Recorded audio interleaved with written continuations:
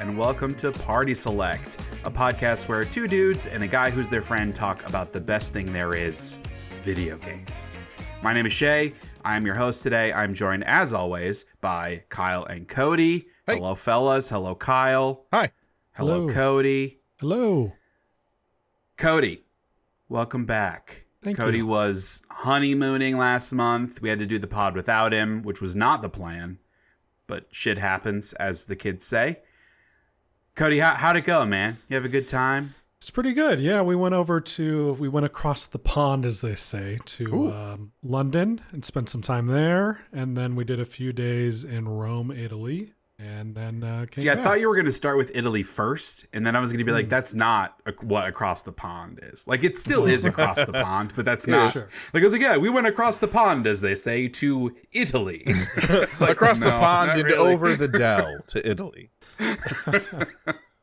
No, it was a good time. It was real busy. We were on a lot of tours pretty much every day.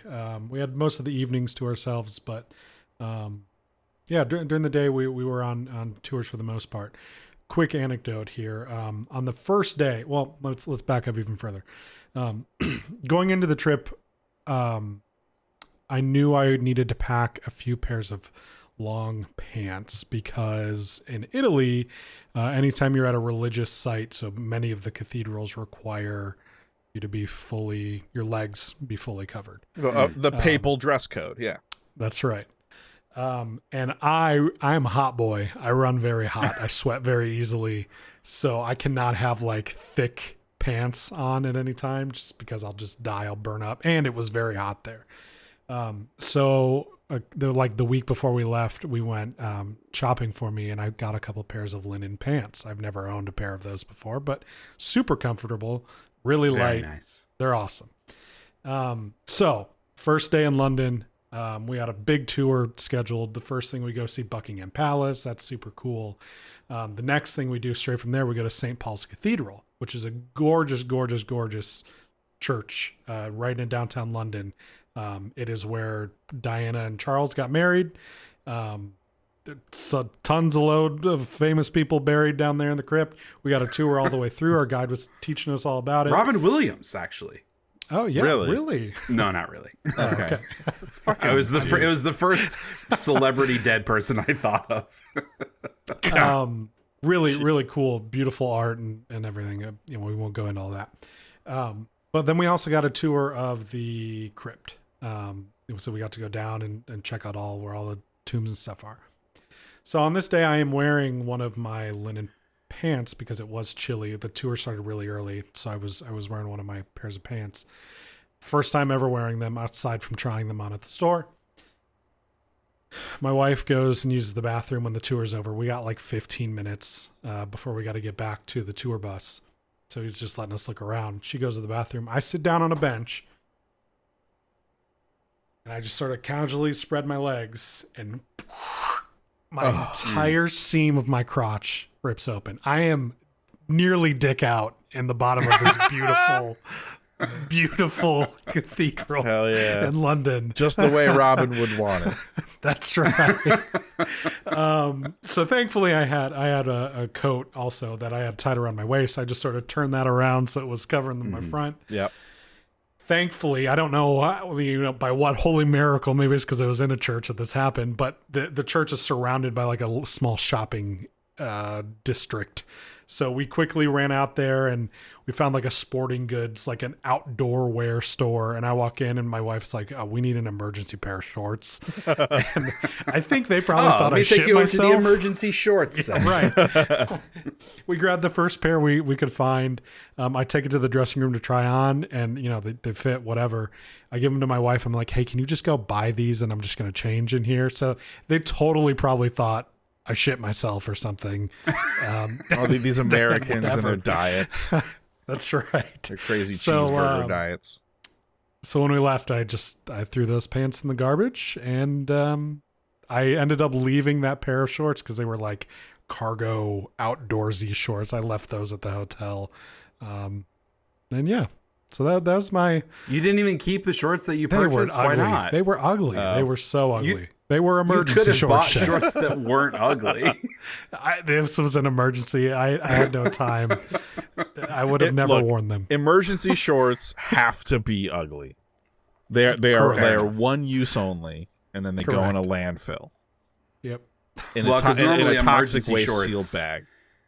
They're put on when you have shit your pants, and so there's probably some shit remnants that are getting on the emergency shorts. Right. So yes, you should throw those away. Yeah. Fair. But yeah, But your other linen pants made it. Other ones made it all the way through. I had to wear them multiple times because they were my only pair of pants. But yeah, they made it back. That would make me very nervous. Yeah, I would not be sitting down or spreading my legs just out of fear. Just standing. I mean, it took no force. I wasn't go. like slamming my legs up. I would just casually they just spread open and it just parted like the sea. It was bad. Oh man, I like the idea of some person in a factory where those pants are being made, like loosening a thread on a few pairs, it's fucked up. Just for a little bit of fucking chaos. It's fucked up. But yeah, it was good. Well, we had a good time. Food was really good. Yeah. We enjoyed it. Yeah. Yeah. Nice. And you were there we're just glad to a have couple you back. weeks after, or like how long after the Pope died were you there? Yeah, just a few weeks. Yeah. In fact, he got he got, what is it? Ordained? Is that the word? He got chosen, selected, the new one, like 2 days before we got to Italy. We were worried that we weren't going to be able to see the Sistine Chapel because of the conclave, but thankfully they got all that wrapped up and we were able to go in. Well, it's like They a did it jury, just you for know, you. there's only so long they'll keep them from their normal jobs, where otherwise they'll just be like, look, the process of the conclave is going to take too long for your normal papal duties. So y'all go back to your papal work and we'll reconvene again. We'll have a mistrial and then we'll reconvene at a later date. That's exactly how it works. Yeah. Yeah. Yeah, it's not even close. I'm surprised they didn't intentionally take as long as they could. Why not, man? Just hanging out with your bros, like for a couple of weeks. Well, Make a apparently, vacation out of it. the food is bad, and maybe that's intentional. Right. Maybe that's intentional. If it's anything like the movie Conclave, we actually watched that while we were in London just to learn about what's going on. Nice. I wouldn't want that to go very long. So Sure. Yeah, that's fair. Yeah. Lots of insidious backroom dealings. They're amongst just dudes who are just not good at that part. They're just gossipy drama bitches. Those papples. Those damn papples. Hey, Cody, can I just say weird symmetry where on your honeymoon your pants split and on my wedding day my pants split. So it's just there's some sort of We're faded. Yeah. What so does does that mean mine are gonna split at my funeral? Like, what's the? God, I hope so. That'd be so fucking Needs to, funny, like, dude. Complete the triangle. Yeah. It's where the I'll Bermuda keep an eye Triangle out, of I pants guess. ripping, where pants, inseams The disappear. Brotherhood of the Ripping Pants or something like that. There we go. I think that was the sequel book. Yes, less right, popular. Yeah. Well, all right. We got a heavy loaded episode, but I do have to ask you guys a quick question because we got to start every episode with a quick question. Okay. Summer Game Fest is this month. I always get, nostalgic thinking about E3 because I miss E3. I miss the cringe. It was so fun. What are some of you guys' favorite E3 memories? Could be like actually fun ones or cringe ones. Most of the ones that come to my mind are cringe ones. But yeah, what are some fun memories of E3's past? God, I miss those Just Dance routines. I miss those so much. Opening every Ubisoft show. Darn, we don't have them anymore. I was a big fan of So You Think You Can Dance, and every year I would see a performer from So You Think You Can Dance on stage at Ubisoft doing the Just Dance thing. So and those people that person did got think they employed. could dance. Yeah. That's the problem. They're very talented dancers. It's just a lame show. Yeah. It's not the dancer's fault. Dancing's pretty lame. Dancing is not lame. It's impressive, but it is lame. Both we do not need to go in a rabbit hole about dance. No. Being able to express emotion let me alienate a subset of our audience, please. Is incredible. Dancing's pretty crazy lame. Dancing is not lame. Dancing is amazing. I have so much respect for people that can, like, it's like singing. I do too. It's just using using your physical body to express things is magical. Singing and dancing are amazing, amazing things. Yeah, it's like super lame and magical. No. I think it would You're be being toxic. No. I think it would be good if we could recognize how ridiculous we look when we do certain things. Like have a sense of humor about it. So anyway, my favorite E3 memories. Oh yeah. What was the question? E3 memories? Okay. No, this is my horse now. Mm-hmm. I have a couple to bring up. The first that came to mind was the God of War 2018 reveal, where they had the live music playing. Oh yeah. Corey's playing it off to the side. Very cool. I didn't see that coming at all. Very cool reveal. And then he steps out of the shadows. Yeah. Made even cooler after the fact when they've done like their documentary Raising Kratos since, and you see all the work that he put into that tease and everything. I just really liked everything that they did for that reveal. Another one that comes to mind is that first Last of Us 2 gameplay demo, when you saw those like animations that Ellie was doing as she'd like crawl between a magazine rack in the gas station. Yeah, it's like a technical showcase of her like crawling under the car. She gets pulled out from under the car. Like that just blew my mind of the animation, that stuff that they had in there. And then it kind of like it's kind of that good in the final game too. Yeah, like everything that was in there, like is that, for the most part, pretty much that fluid. Yeah, crazy. Obviously, there's the time that Microsoft set up Sony for the slam dunk with the console prices of the PS4. So yeah, that like and the game sharing and stuff. Sharing. That was here's how you share a game on PlayStation 4. Yeah, man, so good. Cutting.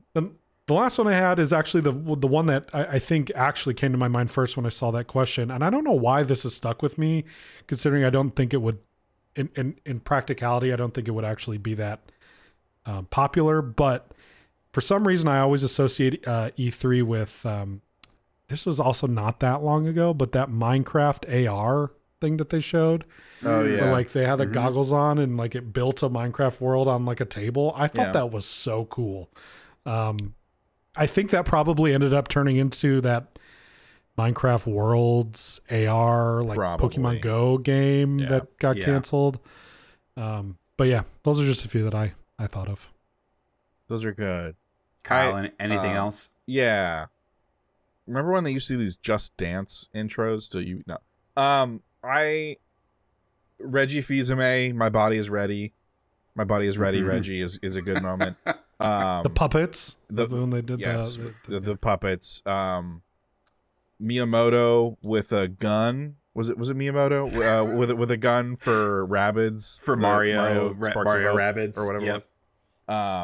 Miyamoto with a gun was a good moment. And with like Yves Guillemot, who's like the meekest sounding presenting person. Both of them like sounding, not yes. actually meek. Yes, but like standing with their fake Mario guns. Yeah. What was that presentation? It was a PS3 era, like maybe showing off like PS3 launch like tech capability stuff. So maybe before the PS3 came out, the fighting the crab, you flip it over and attack the weak point for massive damage. Massive damage. Yeah, that was like the classic, because that was I think that was Kaz Hirai that was doing that. That sounds right. It was that moment. It was the Ridge Racer, and that was also the $599 US. Yes, that was all in the same showcase. I believe that's right. Not a great one. Yeah, but the cringe is definitely what's Mr. Fun, Caffeine. Yes. Mr. Caffeine, I was going to reference. Forget. The cringy ones are definitely the ones that stick out for me. Peggle 2 guy? Peggle 2. Peggle, yes. Yeah. I think of, so many just really bad presenters, I think. The Rock, Dwayne The Rock Johnson presenting the original Xbox. Don't you think that even the cringiest shit that was in person and live is still better than the pre-recorded stuff we get now? Except for 100%. Booth Babes, yes. Yeah, I agree with that. But that's not so much like a presentation thing. That's just like on the show floor. Correct. Yeah. But yeah, we could get rid of the booth babes and still have a show floor, right? Yeah. Like we're not going to lose anything there. I think we lose the live part when shit goes wrong. I mean, you get bits of that with Summer Game Fest and like Game Awards. They had the random I'm Bill Clinton whatever kid a couple of years ago. Yeah, like that kind of thing will happen occasionally. But it's not as goofy as it once was because video games takes itself more seriously than it used to. It's so sanitized, which is a shame. Now. Yeah. Yeah. It's become corporate because it's all profit margins, you know? Yeah. We're not getting the nerds that make games on stage anymore. Like I think of Yarny when the EA Yarny. thing they did the Unraveled reveal and the guy that made that game, like that skinny tall, he was just like shaking on stage and so nervous. It was the most endearing thing in like the history of E3. Yeah, and then the game wasn't all that good. Yeah. But he was really he was adorable. Yeah, same thing with that passionate guy. Didn't they show the guy who like was the lead developer on Mario and Rabbids during that announcement? And he was also really emotional. He was crying. Yeah. Yeah. That part of it is awesome. Mm-hmm. Yeah, it's go ahead. I had a thought. It's gone. So it clearly wasn't very good. Okay. So we can let it go. But yeah, the funny cringe ones are my favorite. I think of I referenced it in Discord earlier today. The Don Matrick after the Xbox One was announced, where they're like always online. Like, what if someone doesn't have internet? It's like, well, we have a console for folks without internet, the Xbox 360. And then Jeff Keighley's like, so that's your advice? Buy a 360? Like he gave Jeff him an was out. Like, are you serious? Yeah, Jeff gave him an out. Like, are you stupid? It's like, no, the consumers are the stupid ones. Actual words from his mouth. And there's also the famous Jeff Keighley interview and the picture of him surrounded by Doritos and Mountain Dew. That's the corporatism that I miss. Yeah. You know, now it's like bullshit suits, not idiot crap. Yeah, where'd the fun capitalism go? We're all late stage now. It doesn't feel good anymore. Yeah, man. We know too much. Can't go back again, you know? Yeah. It's when we were kids. Everything was more fun, even capitalism. Always fun to reminisce. We'll be chatting about Summer Game Fest in a little bit. Kind of run down our big run of show agenda for this episode. We're going to start off talking about our game select from last month, which was Doom: The Dark Ages. And then we've got a bunch of other games to chat about. Clair Obscure, Cody wasn't here last time. He kind of did his 5-minute video, but we can get some live thoughts from him. I know he's played a lot more of it. Midnight Walk, Blueprints, some other like big releases, and some older games that we've been playing also. And then our big sort of critical hit for this month will be doing some predictions for Summer Game Fest and the Xbox Showcase. Then we'll do a quick update on where we stand for Fantasy Critic, which will be very fun because we're going to do a pickup draft later this month after Summer Game Fest, and we're each going to draft 6 more games to kind of round out the year, which will be very fun. And then we'll talk about an email as part of our side quest segment, and then we'll walk through the June game releases, including the launch lineup for the Nintendo Switch 2, which I know you both are very excited about because you're getting a Switch 2, and I'm not. For a bunch of reasons. Very is a bridge too far. I am excited. Yeah. But fair enough. It feels weird. Like it feels weird. We can get into it later, but it doesn't feel like a console launch. It's a bit of an obligation in a way. Yeah. I'm excited for the console. Of course I'm gonna get it. Software. You know? Right. The only thing to have to play is Mario Kart, which like I'll get something from that, but that's it for me. And I don't give a shit about that. Yeah. Right. It's rough out here. But you gotta buy it anyway, apparently. Yeah. Yeah. We'll wrap up the June release segment with our game select reveal for June, which will be very fun. And then we'll wrap up the entire podcast by looking at what Party Select is doing in June. And it's a lot. We had a light month last month with Cody being out. This is a heavy month. I'm also out for like a week and a half, but we're doing a bunch of shit. It's going to be really fun. Yeah. So let's talk about some Doom: The Dark Ages. Okay. It's a pretty good Doom game. Is it? I think so. I just can't tell anymore. Cody, you are close to beating it. You said you're on like mission 16 of 22 or something? 15 or 16. Yeah. So. And I'm on like 11-ish. I'm around halfway through. Kyle, you bowed out after the 5th or 6th mission. Yeah. You went ahead and did the mission where you do the dragon riding and the giant mech suit just to experience that. Yeah. And I know Kyle, you're certainly more down on it than I think Cody and I are. And Cody, you haven't really been a big Doom person. Never played one. With the previous 2. Yeah. Okay. Yeah. You haven't even played them. So this is your first. So I'm curious, like for you with your first exposure to a modern Doom game, how do you feel about it? I'll say I like it more than the enemies and sure. I like it more than I thought I would. It's also slower than I thought it would, just based on like the conversation that I've heard about the speed of the game. I think I had a lot higher expectations. Like it was really rapid, fast, like Quake level fast. So I mean, I was surprised that it wasn't that fast. I think it's fine. I'm not the biggest first person shooter fan, like at a base level. Like I really need a good story to pull me into a first person shooter. This does not have that, but we'll get to that later. I don't know. I thought it was mostly fine. I don't want to get into too nitty gritty details until we're there, but yeah, it was all right. Yeah. I'm having a good amount of fun with it. It's not like blowing me away, but I was a big fan of Doom 2016 and of Eternal. I liked Eternal less than 2016. This is certainly a slower paced game than either of those. I don't think it's like a slow paced first person shooter. What did you like less about Eternal? The systems around how you engage enemies, and it really requires you to use specific weapon types for specific enemies, and so it kind of becomes like a chess match in that way, and it feels a little like there's a little bit less freedom to it. I enjoyed that less. Also, the first game, I loved the story, for what it was and the silliness of it, and I feel like Eternal started taking itself a little bit more seriously. This game, I think, takes itself way more seriously, which I do not care for. But the combat, I'm enjoying more than I did Eternals. I like the focus on melee. It makes me feel like I'm getting my hands dirty, getting up in the business of all the bad guys. It feels really good to throw your shield. It feels really good to like zoom forward, grapple to enemies and bash them with the shield. The melee feels really nice. I have the like flail now that I'm just wailing shit on guys, which is really fun.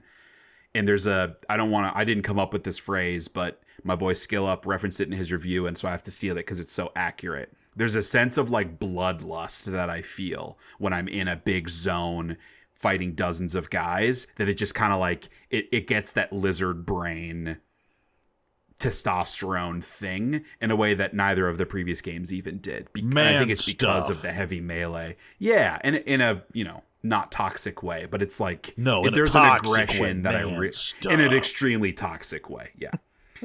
No, there's like an aggression to it that I really enjoy, and it feels less like Eternal felt like you had to use your brain a lot. This feels very tuned for you to never have to think as you're in the middle of stuff. There are pros and cons to that, but I am enjoying that for what it is. Yeah, so I like I turned down a lot of the difficulty stuff and slowed the combat down to 80%, just knowing that I like slower experiences. And what I found was it doesn't matter how slow I tune it. You just, once you start a fight, there is nowhere to go. You just have to keep going. You have to keep fighting until they're all dead.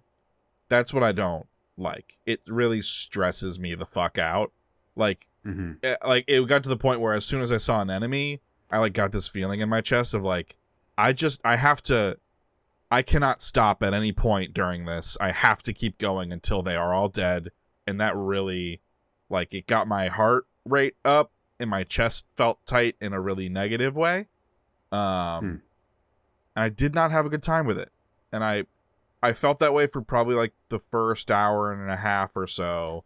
And then I stopped playing and I was like, hey guys, I don't think I want to play this anymore because it makes me feel bad.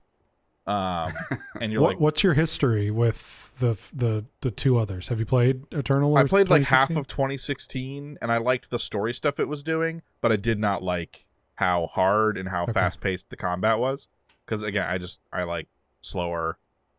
slower, more measured, deliberate experiences. And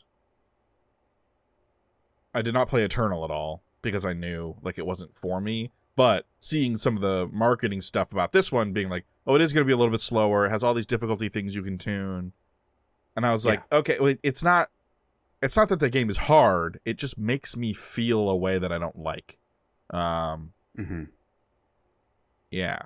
And so I wanted to stop playing, and then you were like, hey, this whole game select thing only works if we all like buy into it a certain amount. I was like, okay, well, I'll at least play like the mech sequence and the dragon sequence. Right. Because like maybe I'll like those.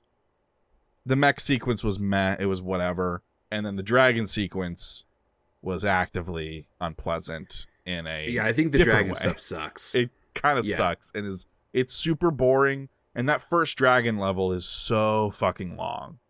It's so unbearably, interminably long. And there are all these animations you have to sit through as you're like transitioning from the sky to the ground, and it feels disjointed because it's like little cutscene, and it like fades to black, and it does not feel good. It feels choppy and kind of bad. So I stopped after that. I was like, I feel like I've seen the 3 vertical slices of what this game does, enough of each of them that I'm good. Just to cover off on the dragon and the mech thing, and then I'll toss it to you, Cody, for that stuff too. I think when you first get access to the dragon, and it's more of a linear section where you're just like flying straight and avoiding stuff, and you fight a couple enemies. I was like, yeah, this is okay. But it's when they open up the big space where you get like, you could take them in any order, where you have to fight the ship and then land on the ship, and then you're on foot, and then you get back on the dragon, and you do that like 4 or 5 times. That was when I was like, oh man, this is taking too long. It does not, the way that the dragon, when you're fighting something and it like locks you on, and you're just strafing to avoid stuff, to open up the shields or like power up your gun to that. I'm just like, that's just like, why? I get why. And I think it's twofold. I think one, they want to lean into the whole parry system, and that's their version of that. Right. With the dragon is the green whatever. And the second part is they don't want you just flying around chasing things and shooting like you would in an air combat game. They wanted to do something that felt a little more distinct to what Doom would be. But I think it just isn't fun to do, unfortunately. The mech thing, I think, is just super forgettable. It's like a over the top section, like it's like an on rails gun section in a Call of Duty game where you get to shoot from the tank for one random level. That's what it feels like. But I know you have to do it several times, and that doesn't sound appealing to me. Right. I've done at least one additional pairing of both a mech and a dragon level. Yeah. Okay. Since then, I'll say I don't think they're good, but it is a refreshing. It's a break. Yeah. From that monotonous sort of gameplay. I super don't think they're good, either one of them particularly, but they were welcome when they happened, just because it's like, okay, now this level isn't just me sort of killing the same enemies for 15 minutes. I think they do a pretty good job introducing new enemies, though, like as you're going. Like it's almost like every mission or every other mission, there's a new enemy type. Yeah, but there's not new. They aren't new in the way that I'm doing something different to fight them, I guess. It's just something new to shoot at. Has how I feel, or throw my shield at. When I was watching you play a little bit, Cody, and you said something which I felt encapsulated my feelings very well, which was like, I don't know what gun I'm using, and it doesn't matter. Yeah, I almost just wish there was one gun. Yeah, there are a couple enemies where like you could take advantage of some things, like the energy weapons and the energy shield kind of a thing. Right. Or like heating up the other things to then throw your shield and make it explode.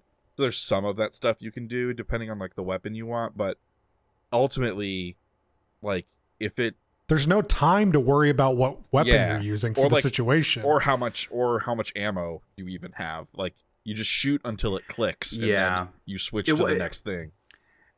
That's something that, like, it feels like they overcorrected from the criticism they got about Eternal, because there are people that really loved the combat system in Eternal because the skill ceiling is very high. In that they game. like. But for someone like me, element. Yeah, like I want to be able to play it casually, and it was a little bit more than what I wanted. This isn't enough. It's like it's too easy, right? Like I did die one time, but that's it. I'm playing on the 3rd difficulty, like the difficulty above normal, and I haven't struggled at all. And then I did die.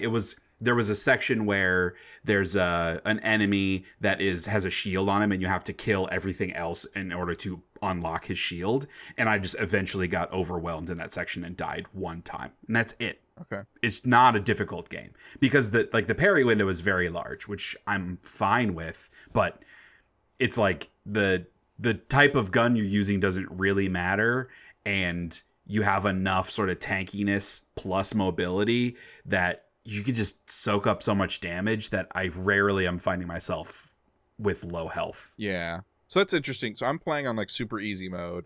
Cody, you're just playing on like regular normal. I'm just on normal. Yeah. And then Shay, you're a little bit above normal. And we're all kind of having similar experiences, which I think is interesting. Plus, Shay, you're more well positioned to like the game versus Cody or myself.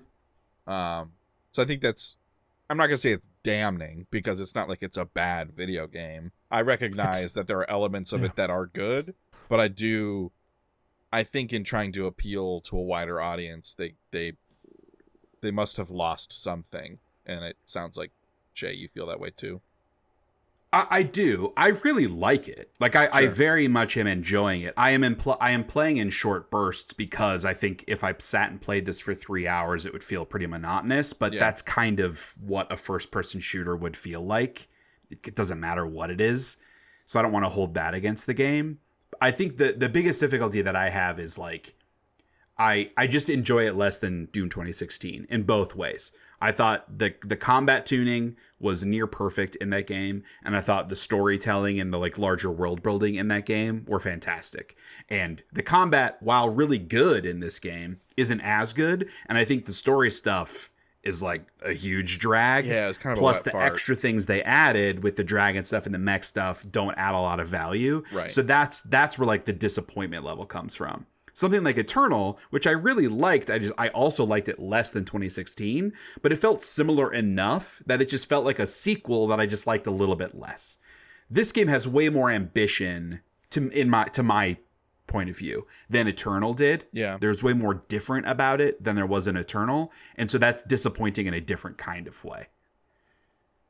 But yeah, it's tough because I really like it, but I do feel like I'm talking negatively about it. Right. There are some like good, not to have it all mostly be negative, but there are a couple like nice quality of life things that I like about it. Where I didn't get too much of this, but your ability to kind of like spec out your character a little bit in terms of like, if I use this gun, I get a little bit of armor back, and if I use, so you can kind of customize your puzzle elements, like to translate over from Doom Eternal to this one, the like rock paper scissors of what you use to get what resources to kill certain enemies. Yeah. You can customize and like that you a can little spec bit. the melee. When you break armor with the melee, it can give you health. Like there's a lot of that type of thing that you're right. It adds to the strategy of how you're approaching the combat scenarios. I feel like it's only really usually relevant. You just don't need to. Right. That's what I was going to say. I feel like it's only really relevant on the higher difficulties, which just makes it feel like a superfluous, another missed opportunity, I guess I should say. Yeah. A little bit. Yeah. I'll say with the combat, so is that pairing system, is that new to this, or has that been in Eternal? It's new. No, that's I don't new. know that I like that. I almost interesting. think I definitely don't like that. Especially, I don't think it'd be Coming as big hot of an off issue. the heels of Clair? Clair obscure? Well, I get hit from the back a lot. Yeah. And there's no indication about side or behind warning. I get that you're constantly moving, but because I'm constantly moving, I'm never going to have all of the enemies right in front of me because of the shape of the arena or whatever. I get hit from behind a lot in opportunities where I would like the ability to react to those if I'm supposed to react to those attacks. I think there is a setting for something like that. It might, I might not be remembering correctly. It might only be for parryable attacks coming from other directions. You'll get like a little thing pop up. Yeah. I don't So remember. maybe if that's a setting, Yeah, then I think there is. wouldn't be that big of a deal. I think. I also like, while I'm not, I don't love this game. I don't think it's horrible. Sure. I played, probably 6, 7, 8 hours of this. So, I mean, part of that I did have to push myself through. But that being said, there were a couple of notes I did take on positives. They're really kind of small, inconsequential things, but they were positive takeaways. One being, I love, and it's something I want Halo to adopt. I love how heavy Doomslayer feels. Like, so when you jump off a big thing and you land, the ground shakes, enemy die. Like, you feel the weight of him. That feels very, very good. Yeah. If the whole game was just jumping happens on groups of enemies, like it was just like Mario, that'd be fucking rad. Yes. And then the other is just another really small, inconsequential quality of life thing that just more games, not even just first-person shooters, should have. I like that they have a different objective marker for like the end, or like you're leaving this zone. Right. So if you were going and finding all the secrets, you'd know, okay, before I go there, I need to go explore whatever. That's a great thing that should be in a lot more games. Yep. That's a really, really nice addition to have there. Yeah, I agree. I think to kind of to that point, to talk about the structure of the zones a little bit, because neither of you really have as much context for the previous games compared to this game's approach. In the early levels, they're fairly linear. It's really like there's like a siege chapter. It's like chapter 8 or 9 or something that's multiple parts, where it's the first big open zone where you have like 4 things that you need to do, and you can do them whatever order you want. Okay. There are a bunch of little side areas and things like that to unlock, hidden enemies, to get extra health pickups and that kind of thing. And I think that is really refreshing, and again helps with the game not feeling super repetitious of just being in a lane, just moving forward, killing shit. And both the previous games were way more focused around like combat arenas. Yeah. Because you'd have these linear sections, and then they would dump you into a big circle where you would fight a bunch of guys. Right. And the open nature of it, like you could run away if you wanted to. And that feels very different for a Doom game. And I like that. It just, there's a little bit more freedom in that structure. That said, that zone, like it's a big zone, and so it feels like you're in that chapter for a long time, and like I was ready to move on by the time. But it's also my choice, because I explored everything, and I wanted to find the hidden purple key so I could get the power up. Like, I made the choice to do all that stuff, but it does, I don't know, it's like the balance isn't quite there between the different types of things, the different layouts of what the zones are. It's just a little bit, it's not quite tuned the way I would want it to be. I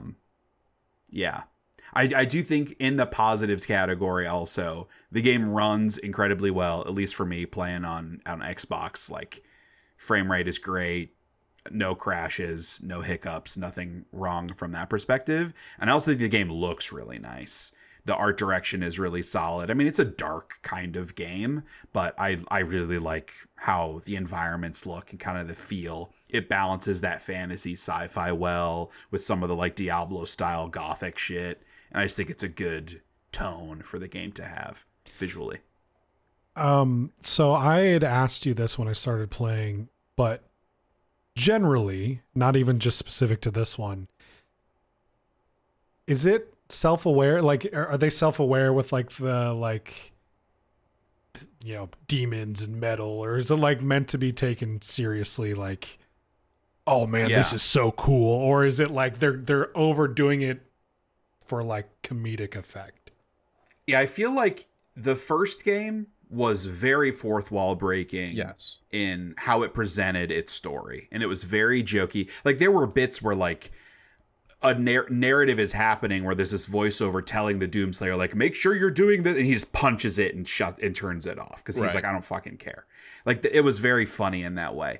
The second game I thought was a little bit more self-serious, but still kind of jokey. This game, I just am not really sensing any tongue-in-cheekness to it. No humor. It feels like it's supposed to be taken pretty straightforward. There was like one little random moment with the robots that sort of control the Doomslayer early on, where one of them was like, it messed something up, and then the main sort of Jabba the Hutt robot style guy made some comment that felt a little bit jokey, but that was like the only moment that I remember being like, oh, that's the tone that I'm used to with this. Yeah. It feels very straightforward fantasy, and it feels very like juvenile fantasy. Yes. Like angsty metal kid kind of shit. Yes. Right. Yeah. The story, I think, is certainly the weakest component of this. I mean, I'm not, ironically, I'm like close to halfway through the game. I feel like I haven't gotten a lot of story. There have been a lot of cutscenes, but not a lot has happened. Yeah. Just a MacGuffin chase that this Satan character is trying to find. So I'm not really getting anything out of that.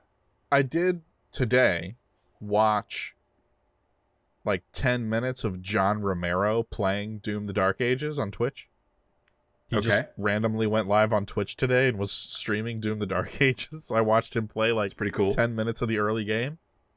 That was neat. He seemed to be enjoying it. Yeah. Especially that turret sequence in the first level where you're like shooting that thing to pieces. The giant thing. And it's like pieces are flying off. John Romero liked that a lot. That was good shit. Yeah. That was a good section. Another cool thing, the BFC in this game. Oh, yeah. Not the BFG, but the BFC is in this. I won't. What is that? I guess I haven't gotten that yet. The BFG is a big fucking gun. The BFC... It stands for something else. I don't remember what it is, but it's essentially the big fucking crossbow. Yeah. Is what's in this game. Cool. But it has like an in-universe actual name. I don't remember what it is. I got the like chain shot thing where it just like shoots a giant cannonball on a chain that retracts. You can sort of charge it up. That feels really good to use. Sure. Yeah. Oh, I like the animation. I think the guns feel really good. Yeah. The like skeleton, the bone shooter thing. I really like the animation for that gun. It looks very good. Yeah, feeding the skulls and bones but again, like one gun empties ammo, I just move on to the next one. Like it just doesn't fucking matter. Yeah. I do like it's, again, I'm making my own fun, right? Which is always a tough thing. But I upgraded one of my guns that's just like the normal machine gun style, where I don't remember what they call it, but it basically makes the enemy glow gold. And if I throw my shield at it while it's gold, explode. It does like extra like AoE damage on it. Yeah. And that feels nice. I upgraded my shotgun. Normally I would be using the super shotgun, but I actually like the base shotgun because I've upgraded it to do fire damage and also shoot in a 3-round burst. And so I just like melt fuckers with that thing. Sure. And that feels really nice too. But it's like, I'm never changing modes because like, the way that the guns are structured is you have 2 shotguns, the super shotgun and the regular shotgun, but they're not all on your weapon wheel. You will hold X to swap between the different shotguns. I've not done that a single time. Yeah. I'll rotate in my guns when I run out of ammo. Because they use the same switching. ammo pool. They just want to give you a choice of how to use that ammo type. And because your upgrade materials are so limited, even if you're exploring, I don't want to be upgrading 2 shotguns at a time. I just picked one and I'm upgrading that one and ignoring the other. And so that kind of sucks too, because like it'd be cool to use the super shotgun. The Impaler looks like a really cool weapon. It's just like a one-shot rifle that, you know, it impales shit and knocks it back. But I really like the machine gun. That's the alternate version. Right. So I'm just going to use that all the time. So that's a little bit disappointing. But the counterpoint to that is, in Eternal, I felt like all I was fucking doing was managing my weapon wheel and switching between shit all the time. And that was very tedious. So it's like, again, they overcorrected, but I think I probably prefer this if I had to choose. So it's complicated. Yeah. Anything else on Doom the Dark Ages? Cody, originally you said you were going to finish it. You don't think you're going to finish it now? Now the podcast was motivating me to get through it. It's a long game. Yeah, it is. Maybe. I mean, I still have Game close. Pass. Yeah, maybe I'll wrap it up. I have heard, for what it's worth, I have heard the end is pretty cool. So maybe that's. I've also heard the last sections were cool. I've heard mixed things about the final boss. I think some people were not a fan of the final boss. But yeah, I'm definitely going to finish it, but it'll probably take me another month because I play like. On Saturday, I'll play it during my kids' nap time. So I get like an hour and a half and I play it, and that's kind of it. Because I don't want to sit and play it for an entire evening. but I like it. I don't know, man. I feel like I'm in between criticizing it and also having to defend it because you guys both didn't like it more than me.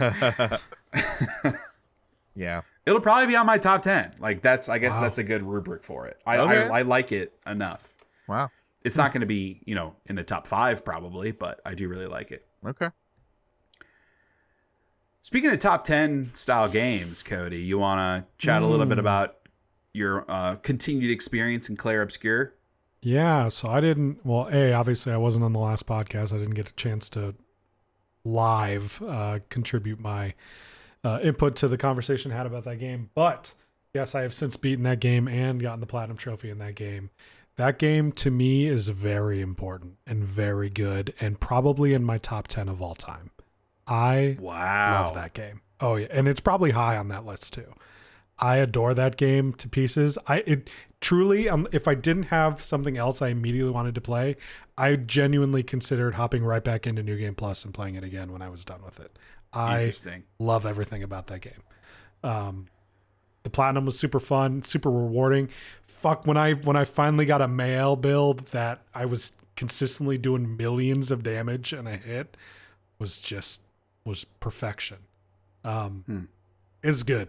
I don't want to sit here and pontificate about this game that you guys already discussed, but there's really not a whole lot that I don't like about that game. It's close to what hit for you the most? Because I think for Kyle and I, it was mostly the combat that we were kind of let down by for some different reasons, but I think that's why we both kind of fell off. What was it that really hit the most for you, Cody? Like, was it the combat systems or was it the story or what? A combination of all those. I would say most was the combat, though. Like, that I felt I finally had one of these games that I could wrap my mind around and get and had the skill to do and could figure out the combos with the Luminas and the Pictos. I was able to like strategize in a way that I just it's never clicked for me in a game like that until this.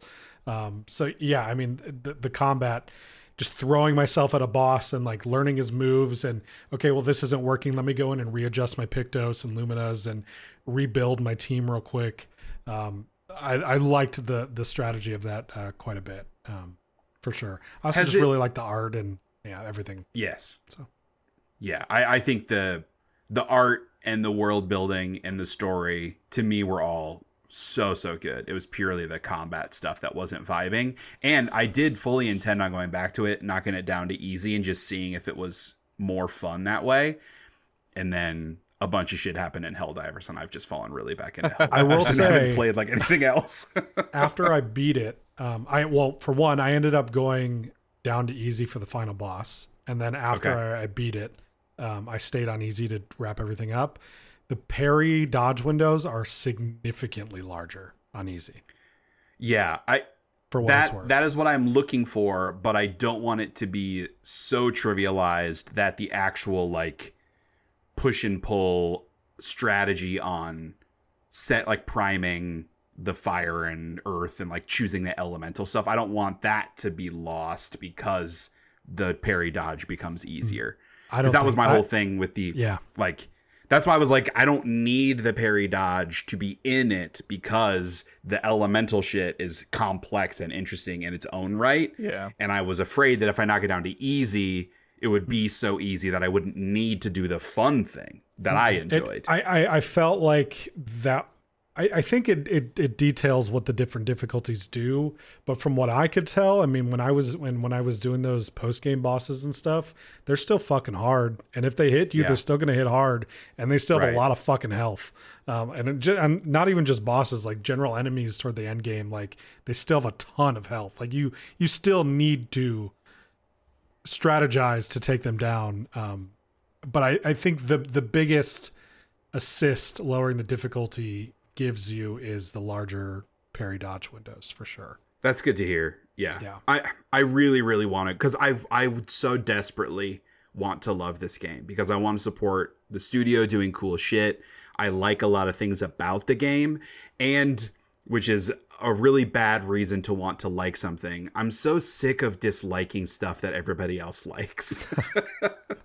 And like, I'm not doing it on purpose, but I'm so sick of like, I don't like Souls-like games. I didn't like Final Fantasy VII Rebirth. I didn't like Baldur's Gate 3. I didn't like Tears of the Kingdom that much, or Breath of the Wild that much. It's like, I have respect for a lot of these games that other people are like, this is the best game to come out in a decade. And I'm like, yeah, I get why you like it, but I don't like it for all of these reasons that I think are valid. I'm not being a hater. But I'm tired of that. I want to like a game that everybody likes. And for me, that feeling was how I felt for these kind of games leading up to this. Like totally. it wasn't metaphor. It wasn't a Final Fantasy. Like I've never had that game for these kind of games. So this was the first one that like I had that and that epiphany, and it was like, holy shit, I love this. So has it made you interested in trying to go back to a more traditional turn-based RPG to see if, because this clicked, if it'll make you appreciate that stuff more? Yeah, maybe. Yeah, I've not thought of that, but yeah, possibly. You should play Sea of Stars. That's a good one. Oh, I have. That game's incredible. Oh, I thought, okay. I love Sea of Stars. Then what do you mean that one of these has never clicked with I guess you that's before? fair. I don't consider Sea of Stars. Yeah, I mean, you mean one of the classics, right? Like more modern stuff's a little different. Well, what I meant is just a traditional turn-based RPG. Sure. Oh, yeah. I'm more talking, and I guess Sea of Stars is in that. I guess maybe just the art style is making me consider that in a different field than than the Metaphor or Final Fantasy one of the big or 3D RPGs. Persona, a 3D one, yes. Because most of the games that are a turn-based RPG are gonna be more like Sea of Stars in their presentation, because that was the origination of the genre. Like if you go back to a Final Fantasy 4 or 6, or like, it's gonna feel more like a Sea of Stars, but much more simplified than Sea of Stars. For was. Sure. And it makes sense that you like Sea of Stars because it's got that like the dodge parry stuff in it. Yeah. I really like Sea of Stars. Same thing with like Paper Mario, like Thousand Year Door and stuff like that. Does sort of different, but those reaction buttons. But also like Baldur's Gate. That's another one that I really liked. It's again a little different, but it's sort of has those turn-based strategic elements to it as well. But I was continually impressed from beginning to end with Clair Obscur. I think that like my only maybe major, criticisms, I guess, would be like, at first I didn't love sort of the ending of the game, the story, like the final act, I guess you could say, not actually act of the game, but act of the story of the game. It just sort of went in a place I wasn't expecting, but as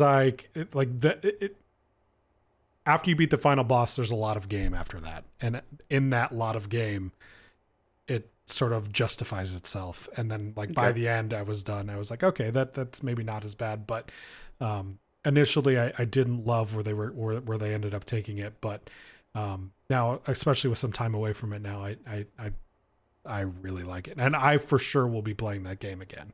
It's a lot of fun. Yeah. Our top 5 games is going to suck for you, man. I'm so sorry. I know. Unless maybe I'll come around. You have motivated me to go back to it for sure in June. So maybe I'll come around. I hope I do. But it'll either suck for Cody or for me. Shay will be the deciding factor. You're right. So either way, I won't really care. Yeah. All right, Kyle, how about you? You've been playing some Midnight Walk. Yeah, this is a neat little game. This is that so I guess I didn't realize it also has a VR version that you can play in like first person, I guess. But it's a little it's a first person narrative adventure with some very light gameplay stuff, but it has a little bit of that first person horror game where you're hiding from enemies and waiting for them to pass and then moving on to go about your objectives, trying not to get caught by them. It has a little bit of that here and there. But primarily it's just the art style is very Tim Burton. They did a lot of hand clay sculpting for all the character models and then digitized them and used that. And so there's a lot of kind of like physical authorship over the art style. It looks very, very nice. Yeah. It is pretty messy around the seams. It definitely feels like you're on a stage, and every environment is like and I think that's intentional. It feels like something that was made in the game Dreams, I guess I should say. Parentheses positive. Right. I usually say that in a negative way. This is kind of like a positive way, where it feels like a thing has been crafted for me to experience. And it's a really dark, but also kind of like conceptually hopeful. It's interesting. I had a lot of like kind of mixed feelings, not in a negative way. A lot of conflicting emotions as I was progressing through the story. I think that was all intentional. And the ending was, you have your choice of a couple different endings, and thankfully I picked the fucking correct ending. There is an ending that is like better for the world, and an ending that's like better for you. And I picked the better for you ending, because fuck that world, man. Like, people are okay. Like, a lot of the people you run across, it's people in smear quotes, a lot of the sentient beings you come across are just these kind of like tortured souls who are haunted by the past and are kind of like stuck in very like physically manifested stuck in trauma that they underwent either individually or as a community or whatever. And they take that out on you in a lot of ways, in like a really unhealthy way. And so it's like, it's a little bit of a story about that, and also a little bit of a story about how you as an individual can navigate those situations, and move beyond them and still have an opportunity to make a choice. Like, you are not always at the whims of fate and other kind of stuff. So it's got some of those messages going on, some of those themes. It's just a really neat experience. It was like only a handful of hours. How long was it? Midnight Walk. I played for 4.5 hours. So it's not a big ask. Short, tight experience. I mean, like I said, there's a VR component, so that's, shorter playtime makes more sense, especially given the VR bit. But my perfect game does not overstay its welcome, and this did not. So greatly appreciated that. Yeah. Especially because a lot of the gameplay stuff is very secondary and very light. But I like the voice acting, the writing, all that stuff, like the musical swells, and just especially the visual aesthetic is very affecting. And I think they did a really, really nice job. Because there've been a couple games that have done that, like sort of handcrafted animation, stop motion stuff. A couple games have done that. I think this Midnight Walk does it very, very well. Mm-hmm. So I have one very important question about Midnight Walk, which is this a game I can play? Would I be able to play this? Or would I be too scared? That's a good question. There are a few sequences that are big scary. I don't want but that. not such that I think you would stop playing it. Because like I said, there's still a lot of like, there are very hopeful themes in there amongst some of the darker exploratory stuff. I don't really care about the themes. I just like the spooky. Like, but like I'm saying, those themes. Is it gonna scare me? Yeah, it will in a few spots. But I think you'd still get a lot out of it. I think you could do it. Yeah. Yeah, I'm not sure if I would get enough out of it playing on Steam Deck, but yeah, maybe just the visual style of it alone and the kind of game that it is right up my alley. Totally. It's purely just the horror game part is not really what I look for, unfortunately. Yeah, and again, I saw like some of the creature designs in the trailers. I was like, I don't know about this. Yeah, there are some really fucked fuckers in this game. I would not recommend playing it around your kids. Oh, no. Because it's not, like Nightmare Before Christmas is some weird, gross, scary looking stuff. But this is levels beyond Nightmare different. Before Christmas. I mean, I guess it's aping that style, but it's more intense sometimes. This maybe illuminates some not awesome parenting on my part, but I was actually just playing Helldivers today, and my kids like Helldivers. They like hearing it in the background, and they come in my office a lot when I'm playing it. And my son Max, he's 3, and he's always like, can I watch you play Helldivers? And so I was like, yeah, dude, come watch me play Helldivers. And I was playing a little bit today. I killed a bunch of bugs, came back in the mission, and my dude's just drenched in blood. And my daughter goes, what's all that red stuff? Is that blood? I was like, yeah. He's like, is it because you were killing things? Yeah. She's like, cool. And I was like, no, not. Go to your room. I don't know. Go to your room. And then when we were loading into the mission and we were like doing the drop pods, she was going, fuck yeah. That is, I was like, okay, I'm back in. That is a member. Great, that is great dad. A great future dad. voter right there. Super citizen. Yes, future super citizen. All right. Funny. Well, I'll talk about Helldivers in a little bit. A game that I was going to play also this month that I didn't because of Helldivers 2, the Blueprints. Cody, I know you played some. Kyle, didn't you also play some Blueprints? I played a couple hours of it, yeah. Yeah, I feel like this game is kind of taken over in a very Animal Well kind of way. Like where a lot of the smarty pants are like, this is one of the best games ever made. And then a lot of the dumb gamers are like, I don't get this shit. And I tend to fall into the latter, but I'm smarty pants enough to be like, I understand why someone would like this. I'm just not smart enough to like it. No, so how do you feel about it? I'm in a different category where I totally get it. I get why someone would like it. I don't like roguelikes. And I think if I'm going to solve a puzzle game, I want to have control over my access to the information. And this game wrests that from you. Didn't you like Outer Wilds? Not really. Because I solved with a couple of context clues in Outer Wilds.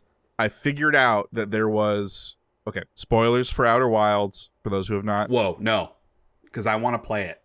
Okay, do you need to say this? No, I'll talk around it. Someday I'll play Outer Wilds. I'll talk around it. So there is a thing.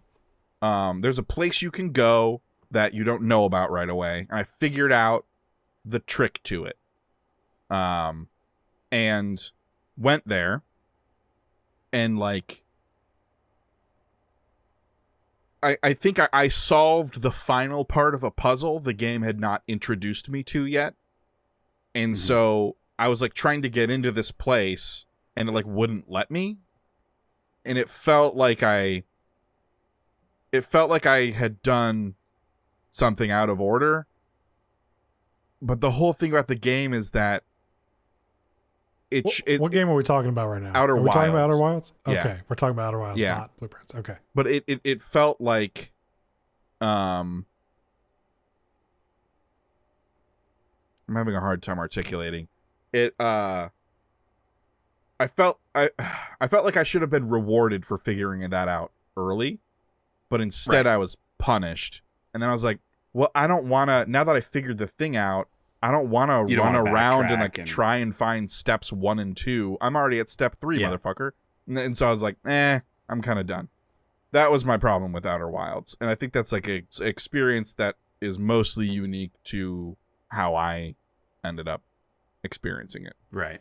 And with Blueprints, it's just the fact that it's a roguelike that you're not enjoying? Yeah, because like I have all this information that I want to apply for solutions to things, and the game's like I had 3 runs in a row where I wasn't getting the right room combinations, and it just like wasn't, and so I wasn't making progress on the thing that I was focused on. I could have like been puzzling out other stuff, but the way my brain works, when I'm latched onto a problem, I want to solve that part of the problem until I know I can't, and then I can kind of file it away and engage with a different thing. And so I was just going to keep throwing myself at it until I could accomplish this one thing.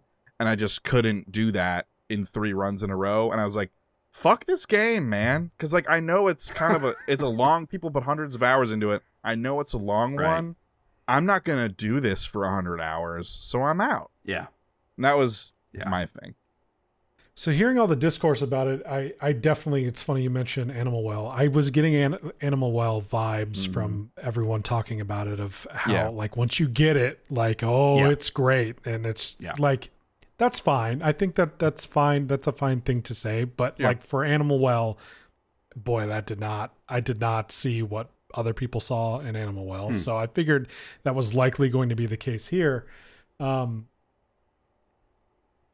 My problem lies less with the general being a roguelike in general, and more so being because it's a roguelike, there's a sense of randomness, sort of like what you were saying, Kyle, to how I solve all of the threads that it continually creates for you. Right. Because if you're not solving a thread because of the randomness, you're creating new threads. So like there's a constant influx of new puzzles and new information when you may be looking for the solution to something else. Yeah. And so like that's another thing you got to keep track of, and another thing you got to keep track of, and you're at the will and mercy of the game allowing you to figure out the puzzles. So at a certain point I was getting, okay, is this part of something I already am trying to figure out, or is this a new thing? So it's never clear in that way because there's no linearity to it in that way, because it's so random and there's a lot of different puzzles everywhere. That's why I ended up eventually falling off. I think I got a little further than you, or maybe about the same place, Kyle. I see the potential there, and I think there is something very cool there. But it is like well, if I don't find it on this run, I have to start all over and then hope that I find it on that one. And that when I play a game like that and I play for 30 minutes and I achieve nothing, that's not very motivating for me to want to then go back and try again. For a puzzle game, I should have everything at my disposal to solve the puzzle. Yeah. And then that's how I move on. I shouldn't be at the mercy of the game allowing me to solve the puzzle, I guess is where I'm at. Right. Well, like the puzzle that you're focused on. Because I think the point is like there are a million different puzzles and you can't do the one that you're focused on, but there are 6 other ones that it is. And I don't know progressing. what is the one to progress. Right. Yeah, I feel like with a lot of this style of game, a game like Fez, I would throw in there as well. Just like the mindfuck type games, there's a particular type of person that really likes that stuff because they want to like put their controller down and just look at it and think, like, what am I supposed to do here? I love that. And that's just not, that's not how I engage with stuff. I don't want to do like, I really liked what I played of Animal Well, but I hit a point where, and part of it's because it's a Metroidvania, there's a lot of backtracking, which becomes a little bit tedious. But a thing that I think is good about that game is that if you come to a room that you can't figure out how to solve, there are 10 other rooms that you can go to. That's unfortunately, I reached a point where like the 10 rooms that I could go to, I didn't know how to progress in any of them. And I would try like 1 or 2 things in each room. And then I was like, I'm going to have to sit here and think and, bang my head against the wall or look something up, which I don't want to do. And so that just kind of killed my motivation. And my assumption is that Blueprints is going to feel similar because I like the ability to, if you can't figure it out, leave and go try to do something else, which sounds like Blueprints allows you to do. Totally. But the issue with that is like, I don't want to have to try 12 different things to figure it out. I don't want to have to try to like just sit there and think, which makes me sound like a huge dum-dum. I like puzzle games, but I like when there is like a solution and I'm on a track. Not when I'm solving 20 puzzles at once in a variety of orders. That just feels overwhelming to me. Yeah, trying to determine which puzzle the piece of information fits within is a big part of Blueprints, it's like that, and that's a little less fun. Yeah. I like that stuff for me. Like my own... I like having to think about things in a complex way. But specifically with video games, I reach a point where I have a line on, I want this to be escapism, right? Like at my job, I'm required to use my brain in a very complex way. I don't want to have to do that in a video game also. Like there's a line that I just reach with a lot of these types of games where I get overwhelmed with the smarty pants stuff. Okay. But I have it installed on Xbox and on PlayStation 5. So that's what I did with Animal Well. I just forced myself to fucking sit down and play it for like 6 to 8 hours just to know. And I will do that with Blueprints. I just kind of, I don't know. I feel like I'm end gaining a little bit, but I kind of know how it's going to go. I'm also I'm gonna like come out of it and be like, seems good, but it's not for me. Sure. Right. I'm not super down on it, but at this like I'm trying to objectively look at it, and I just don't see where the people saying this is one of the greatest games of all time are coming from. I just like, interesting. Again, taking away my opinions and my thoughts on it. I like just looking at what it is. And maybe there's stuff that I just don't know about still that happens later. I don't know. Could be. I think some of the puzzles, like some of the smaller puzzles, are pretty interesting and unique, but I really don't see where, the insane amount of hype for the game came from. I mean, I could see it. Like if someone has a very particular set of boxes that they want checked by video games, and this thing, this is the kind of the game that could check all the boxes on a specific kind of person's list. So I could totally see that this is like the perfect version of a thing for a certain type of person.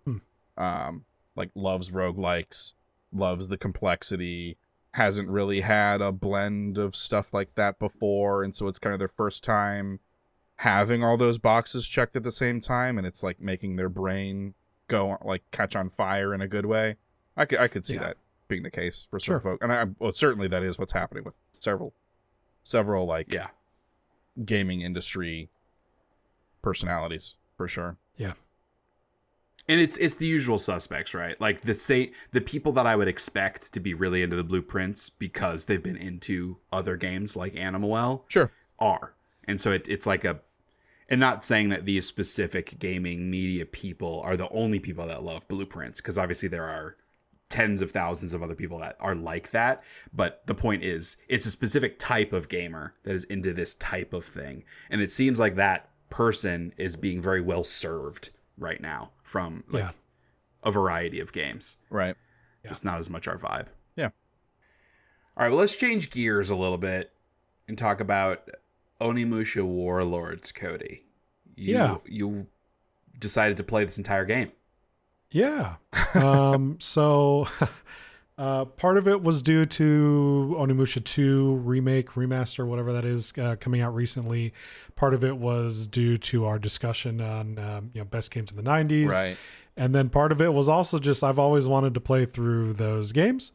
So PlayStation Store had a deal on the Warlords remaster and Onimusha 2 for like $28 or something. That's good. So I went ahead and picked both of those up and played through that first one. And I was on a Discord call with Kyle the night I got these, and I was looking through the trophies just to see if that was something I could do. And I saw that both 1 and 2 have a trophy called Pro Onimusha. And I was like, man, that's fucking good. That's good. So then I decided, all right, well, I need to get that trophy. So I'm going to go ahead and platinum this game. So yeah, I played through it like from beginning to end. I think I did 3 total playthroughs.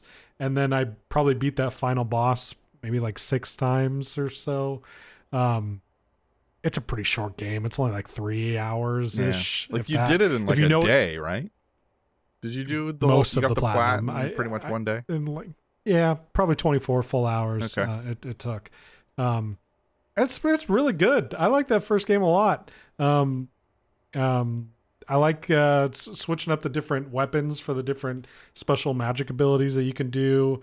The story's not really much to write home about, but I think the combat's really good. I think for it being a static cam, like one of those old classic Capcom games, I think it feels pretty all right. I was really worried that would be a roadblock for me, just because I generally don't like those kind of games. But no, I really liked it. I thought it was a really great time, and I look forward to playing the second one. Nice. That's cool. I'm glad you checked that out. Haven't been getting enough love. My feedback to you was you got to find a way to replay the third one before 2004 top 5 games. So that one can have a fighting chance. Hell yeah.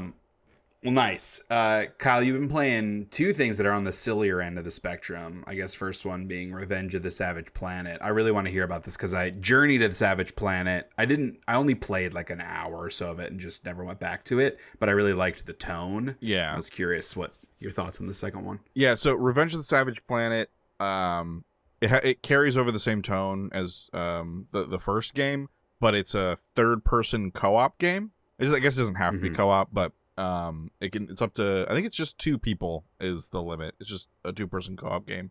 But it's the exact same formula, explore, get resources. It's all MacGuffin based, like get resource to open the next area to get another resource that lets you open the next area, and you get new abilities and stuff. It's not even a Metroidvania in the way that like you're going back to areas you've been to get new stuff.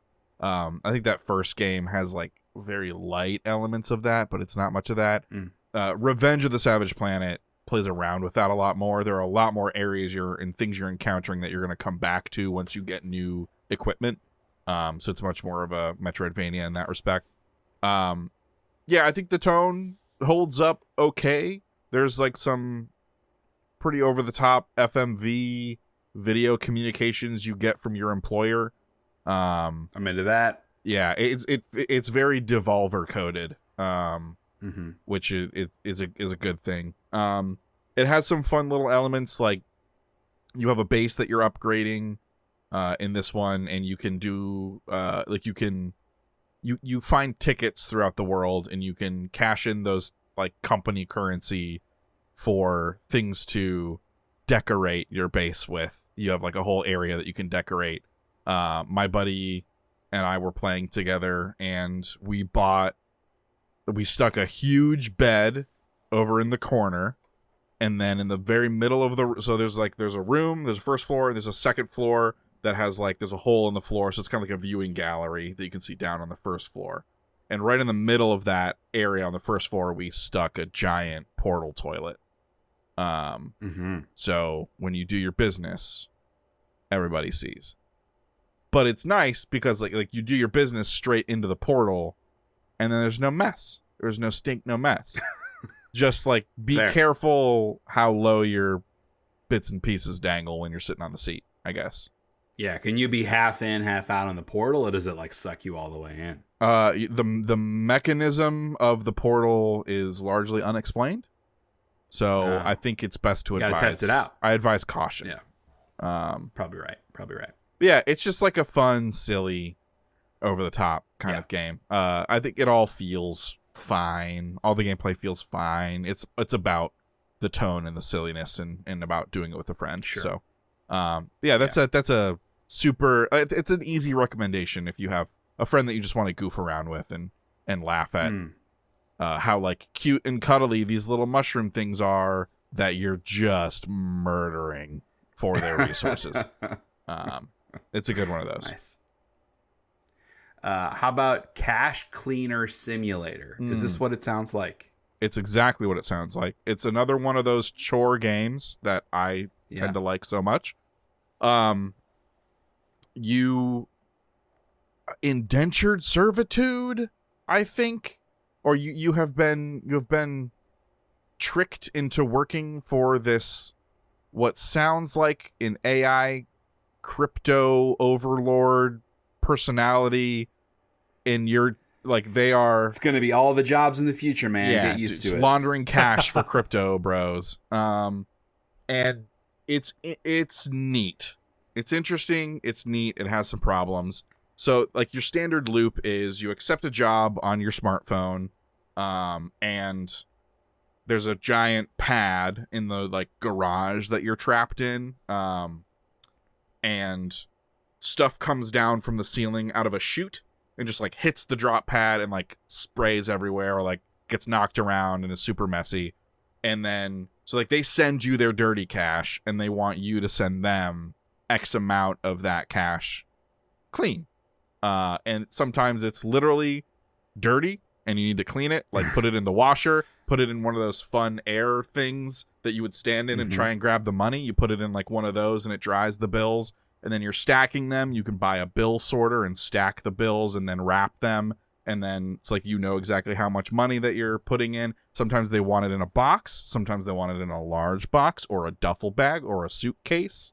And so like you can order those special boxes on your phone app, and they'll also drop down onto the ground in front of you. And I got a fucking system down. It was fucking great because it's a physics game mess where it's like all these dollar bills and coins flying everywhere, but it does some things where like if you have a certain number of bills in one area, it'll like kind of morph them into a large stack of cash, and that stack will get bigger for performance reasons, but also for interactability reasons, because you can like grab a handful and then it's literally just a ball of loose dollar bills and like stuff floating, and you can just like take it over to the bill sorter and drop it, and then like if you don't do it right, some of the bills spill everywhere and fuck everything up, and you get all frustrated, and it's fun. Yeah, it feels good. So all right, this was my setup, and then this is why I encountered a problem. My setup was I had purchased 2 tables. One table was for American Standard bill sorting. The other table was for other currency sorting, which I don't know if it was like yen, or it was some sort of Chinese currency, and then also euros. Were the 3 that I had encountered thus far. And so I had like one of the super upgraded bill sorters where you could dump a bunch of stuff in there. You could set the currencies you want to output, also set what currencies to output or save. It would automatically wrap them if you fed tape into the thing. And it was like a really sweet, and I had like perfectly stacked stacks of cash that were perfectly wrapped. So someone sends in a thing like, hey, I need 11 grand in a duffel bag. And they give me like 4 paper sacks of wet, dirty money. I just immediately go over to my stacks of cash. I'm like, boom, 10 grand, 1 grand, duffel bag, out the door. And then in between jobs, I sort out all the nasty money that they sent me. Nice. So that was my flow. And then it felt great. It felt awesome. I had a whole system worked out. My brain was humming. It was vibrating. It went, it was great. The sound of the money going through the thing, holy shit, that was great. I could like practically smell that old weird paper money denim smell. It was great. And then the game started saying, hey, I need 11K or 40K in euros unmarked bills. I was like, unmarked bills? Sure enough, you shine a black light on these bills and you can determine if they're counterfeit or not. And also some of them have been marked by the FBI or other secret agencies. All the money that I had sorted, perfectly stacked, I was going to have to open all that money. Redo everything. Go through every bill and search for marked stuff and set up a whole other table of marked fucking bills by organization. And I hit that point and I was like, I've done all this work to set this stuff up, and the game just spat on my fucking face. I'm out. So I stopped playing. But it was so good up until that point. It highlights like classic scalability issues on organized crime. Yeah. At a certain point, you know, you're going to hit that like max that you can accomplish. You got to keep it small, you know. It's the ambition that kills us. 'Cause I'm a one-man operation. Right. You got to keep your overhead low. I'm in a clearly an illegitimate space that we're not paying for on an empty lot somewhere. No one knows I'm here doing this thing. It's like overhead super low. At what point can you bring a second person on and totally blow that overhead out of the water? Like it started to not make business sense. And as the only one responsible, man. Infinite growth. Yeah. If infinite growth is the goal, you will always hit a point where it bottoms out. Yeah. Where you can't make the numbers work, right? Man, that does sound... that. Go ahead. That profitability was sweet with the setup that you had. Yeah. I had to go and fuck it up. On it. Yeah, and then in comes the FBI and the Illuminati or whatever else. Yeah. That sounds like a really great time, though. It was fun. Like if I could play that with another person who could do the marked bills sorting for me. See, that's the real. Is it single player only? I was about to look and check. Because that seems like an easy multiplayer game. I did, while you're looking that up, I saw a thing. It was actually, I played 10 hours in a day. A single day. Great. Instead of working. You gotta get another hobby, man, or another job. Well, sorry, it was actually closer to, it was 10.8 hours. So it was closer to 11 hours. I just did that all day one day, and it was like the end of it. You can imagine, like, I'm so into it. This is so my shit. And then they dropped the Mark Bills thing on me. It's like 9 o'clock at night. I've been playing all day, and I'm like, it's the magic's gone. They ruined it. They soiled it. I was watching a YouTuber I like that was playing through Split Fiction with a buddy, and they were commenting on this like thing that they had seen online of someone talking about Lethal Company, complaining about Lethal Company and like games like that. And the person called those games friend slop because the only point of it is to like min-max your friendship and the game doesn't matter, and it's just about like they make games just to induce goofy shit. Yeah. And they were making fun of the idea of friend slop, of like, God forbid you make games that are fun to play with your friends. Like, what are you complaining about? But this game sounds like a good one of those. It would if be great. they made it multiplayer. Yeah. I would like imagine the friend slop as a positive thing of just hijinks. From a Hijinks with your game buds. development standpoint, I could see a lot of difficulties with like the physics and the point positioning of all the bills and all the stacks and all the things. Like transmitting that data from peer to peer would be a lot, probably. Yeah. For what it's worth, I checked the roadmap, and co-op is not anywhere on there. Okay. So. All right. That definitely, I mean, obviously I'm sure there were limitations. That seems like a miss because this kind of game is perfect for that. Totally. Yeah. Every game that has simulator in it, I feel like is a co-op game. Yeah. It's weird to have one that isn't. Yep. Okay, well now I get to actually talk about Helldivers 2. Oh, I yeah. won't talk a ton about Helldivers 2. This has been a big month for my favorite game. Yeah, I've seen some There was headlines. this really cool ARG that was happening that I was kind of like texting you guys about as it was ongoing, because it was a very fun thing where the whole community was rallied around this like special outside of the game puzzle that we were having to solve. And it was very community oriented in that it was very complex, and people were looking up like QR codes that were hidden in the profile pictures of community managers on Discord. And then once we would figure it out, there was an ongoing live stream where we had to go into a particular Discord chat and spam like up to like move the cursor up. And so then you get trolls in there that are trying to fuck you up. And it was just like really good back and forth. And it lasted for like 4 or 5 days, this whole thing. And eventually it culminated in us turning on a space station that had been deactivated. And that space station kind of sat for like a couple hours of just a picture of space. And there was this tiny little like purplish dot way in the distance. And everybody's like, that's something. And it was. Eventually it turned into this giant Illuminate invasion, which is like the new alien race that they introduced at the beginning of the year. And they attacked Super Earth, the home planet. So they introduced a new sort of biome where you're doing missions in the giant super cities or whatever they call them. Yeah. Mega cities, which is very fun. New Illuminate enemy types that were very insane. And that battle just actually finished the day that we are recording this. We won the war against the Illuminate. It was down. We had like, of the like 9 mega cities that were on Super Earth that we were defending, we were down to like 2. They had taken over and destroyed the other ones. Shanghai but we was won. one of them that we was chased left, them right? back into space. Say that again. Like Shanghai, China was one of them that was left, I think I saw. Yeah, whatever it was. It's like Democracy on Sea or something. But I think it was China. It was effectively a city in China. They all looked the same in game. There weren't really significant differences that I ever noticed. Sure. But yeah, they technically in the globe it was in China.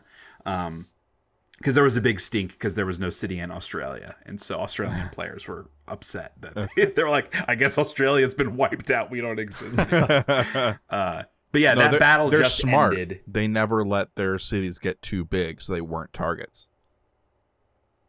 No, I mean like on Super Earth, Australia didn't exist anymore. So even the actual government of Super Earth Okay. they're either not part of it, or they don't recognize them, or they've turned it back into a prison colony, which is what it was originally founded as. That Who would knows? be rough. There are a lot of democracy breakers that would be sent to Australia.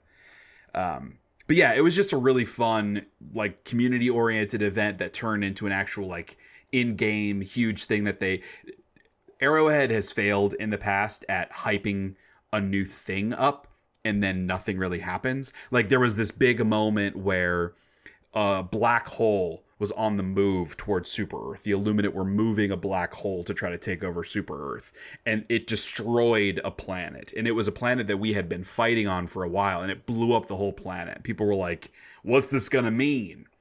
And like nothing. It was like a 30-second video that they published about it blowing up, and like, oh, we're really sad we lost a colony. And then nothing really happened with that. And people were like, if we're doing this like 5-day ARG and they announce some little thing that's not meaningful, it's going to be a huge bummer. And they actually pulled through with this awesome limited time mission. And it really opens the doors for the other factions, the automaton robots or the Terminid bugs, to eventually attack Super Earth. So we're in our victory period right now. There's no mission that's being proposed. I played a little bit today to get back to killing some bugs because I've been fighting the Illuminate for like a week and a half nonstop. But yeah, that game, dude, they're finding really good ways to bring a bunch of players came back for the Super Earth stuff, which was very fun. So I do hopefully they were wonder, able to keep some numbers healthy. have they ever done 2 factions at the same time? They have not. That's been a big request. I guess there are some limitations in, I don't know if it's like in the AI or just in too many things on a planet, but they've commented like they're looking into it and they're experimenting with it, but there are some limitations that prevent them from being able to do that with the way things currently are. Yeah, it would be interesting if like, oh, the automaton sector of space is bumped up against the Terminid sector of space. And so you have this uneasy alliance with the automatons on a planet, and you're both fighting the Terminids. Would be interesting. Right. That'd be very cool. Or the opposite, too, where the two of them are teaming up against you. And so you're fighting, those two, mixed groups of enemies. My fear is that with this big event wrapping up, we're going to have a week, 2 weeks where there's not really anything, and we're just going to lose all those new players again, which is fine. It happens. But I hope that they're able to keep the momentum a little bit better than they have in the past, because there's been a cool stuff happening. Like, they introduced 2 different new factions of Terminids a couple months ago, and they're very different and fun to fight than the standard ones were. And so I just hope they keep introducing new stuff in that way. They also launched weapon customization. It was part of like the last update right before the Super Earth stuff happened, and that's been very fun. It's a whole new thing to grind, which is like what I've been looking for. I still want more like places to spend my resources, but the weapon upgrade, like, they're meaningful. It's different scopes and attachments and camos and all that good stuff, which has been fun to unlock and grind out all my guns again. But yeah, I think that game is incredible, and I really hope they found a good path towards more consistent new content in that game. That's cool. Because the Super Earth stuff was fucking awesome. Like, there was a new mission type where there's this giant rail cannon that pops up out of the playground in the city, and you use it to shoot like the mothership of the Illuminate, and you see it in the skybox like crash down. So fucking epic. So yeah, more of that, please. That'd be great. That'd be nice. Yeah. All right, Cody, you went back and played a game from last year that if folks want to go listen to Shay and Kyle talk about the best games of 2024, it was on that list, which is Indiana Jones and the Great Circle. Did you just decide to wait for this until it hit PS5? Was that the only reason you waited to play it? Yeah. Yep. I started playing on Xbox, and I was like, man, I want to do everything in this, but I want a trophy for doing that. So I decided just to wait for PlayStation, and that's what I did. So I really, when I played on Xbox, I got to Giza, and I stopped there. So that's as far as I had ever seen until this. Man, that game's good. That game is so darn good. Yeah. And so unique. Yeah. Like, there's nothing else really like it that I have played. Just the structure of it. So interesting. For sure. I really enjoyed getting that platinum. I liked solving all the little mysteries, finding all the things.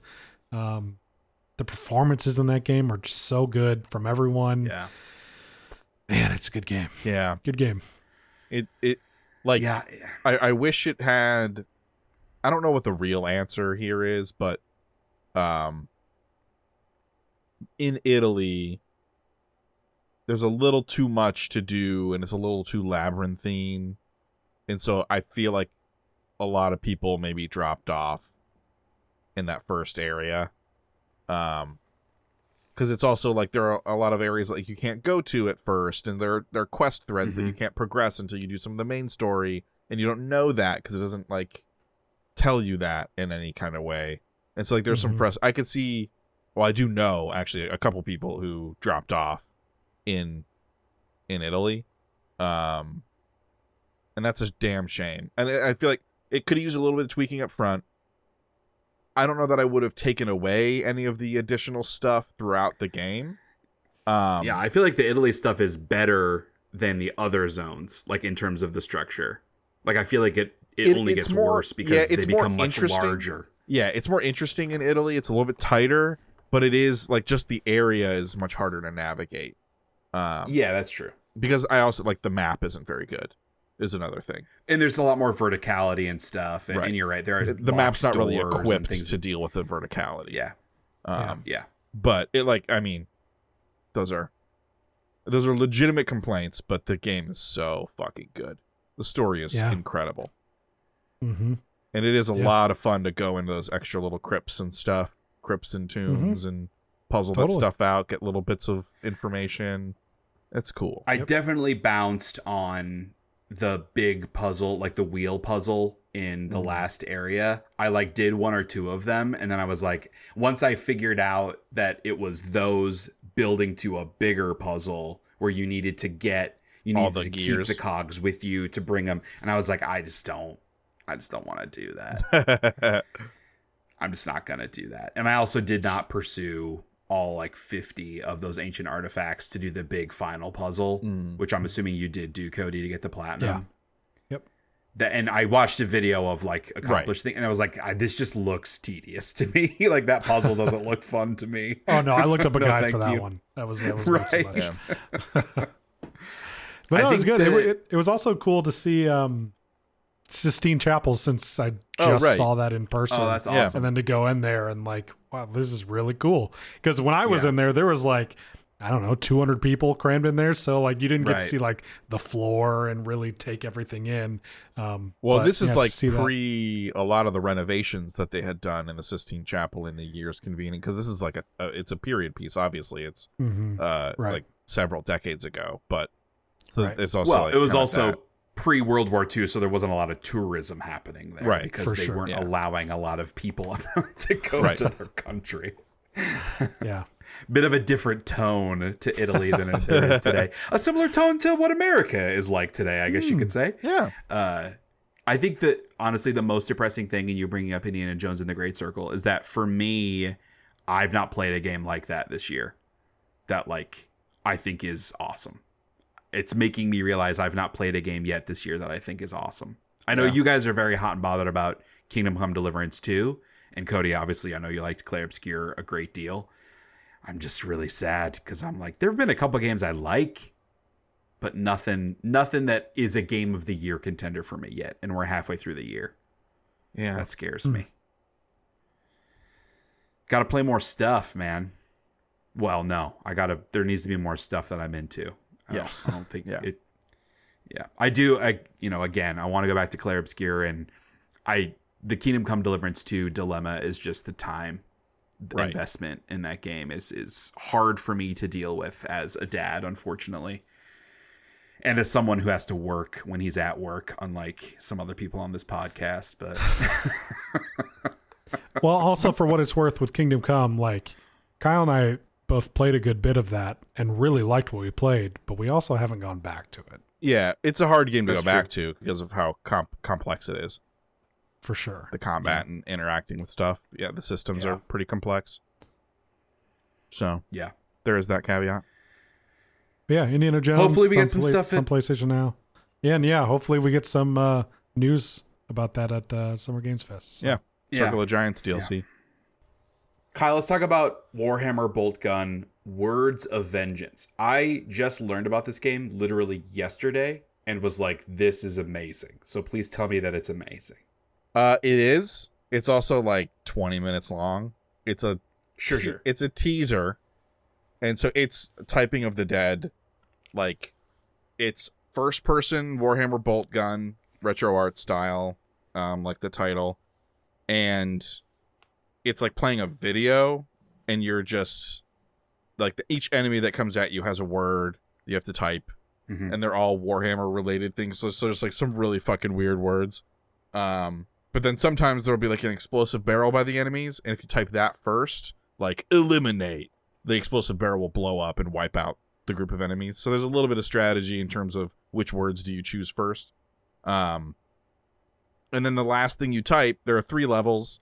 The last thing you type is wishlist Warhammer Boltgun 2 now. And then Nice. it brings you to the Warhammer Boltgun 2 Steam page, and you can wishlist it. It's just a fun way to announce a new game. I think that's fucking cool. And it would be awesome if they added some more levels to this thing, because it was a lot of fun. I like those kind of typing games. I think they're fun. Emperor teaches typing. Yes. Yeah. That's a good time. Yeah. So just to let people know that exists, it's a fun, neat little free thing that you can download, and then people should play Boltgun and then wishlist Boltgun 2. Boltgun was a very fun game. I never ended up finishing it. I played for however long and was like, I see this. I like this. I don't feel the need to continue. Sure. But it was a good time. Great art style. Yes. It looks awesome. Parasite Eve. My first question is why? Here we go. Why are you playing Parasite Eve? Is this just on your list of a game you randomly decided to buy and therefore need to play? Started off that way, yes. But so I've been in the Giant Bomb Discord a lot, and there are a few people in that Discord that are really into Parasite Eve. I was like, you know what? Mm-hmm. I have this video game. I have the second video game. I even own the third Parasite Eve video game, which is not titled Parasite Eve. It's titled The Third Birthday on the PSP. I should probably play this because these people are really passionate about it, and it would be nice to talk to them about it. And so that's why I finally decided to. That's why I played Parasite Eve over the 100 other games that I need to play. Sure. For the uninitiated, Parasite Eve is a pseudo survival horror. It has horror themes. Game on the PlayStation 1. Long story short, this game fucking rules. It is awesome. It's so cool. It is pre-rendered backgrounds, fixed camera angles, that whole deal. But the combat is really interesting where you run around an area and you hit these things called hotspots, and there's a chance for you. The first time you encounter a hotspot, you always fight something. The next time, every time you go over it, it reduces the chance of an encounter by 10%, down to 10%. Well, I don't know if it reduces it by 10, but it reduces it down to 10% eventually. So it kind of eliminates some overgrinding, because then it makes it at a certain point, very diminishing returns and a big time sink to overlevel, which I think is kind of a smart way to do it. And it's also the main character is killing all these enemies, and so she's thinning their numbers. So I think thematically it makes sense a little bit too. But the combat's really cool. So you get into a combat fight, it stays in that room, that environment you're in. It doesn't take you to a new space.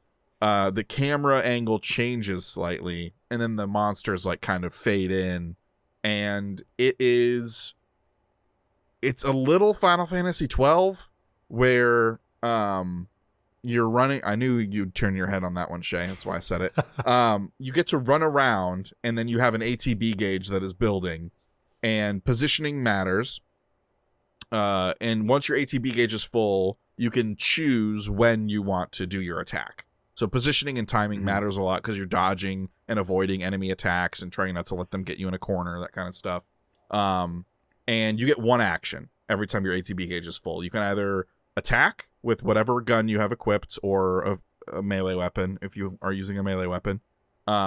Or you can cast like basically a spell. It's a evolutionary. It's tied into the story, which is nonsense, but also super fun and campy, and like has elements of late 80s, early 90s cop drama, action movie, flick stuff. It's a good time. Casting so attack, cast a spell, or use an item. You get to do one of those three things on your turn every turn.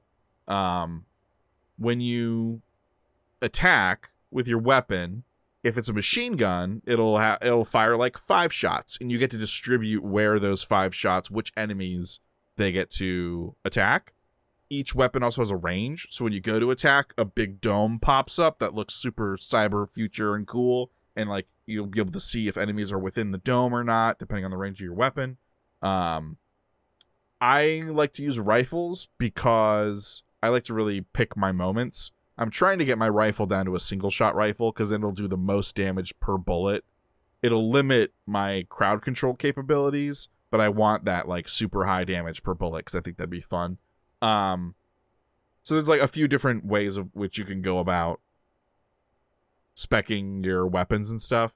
I think an interesting thing about the gear is it does the thing where you're picking up new weapons and armor and stuff all the time. You can feed those new things into your current things to make them stronger.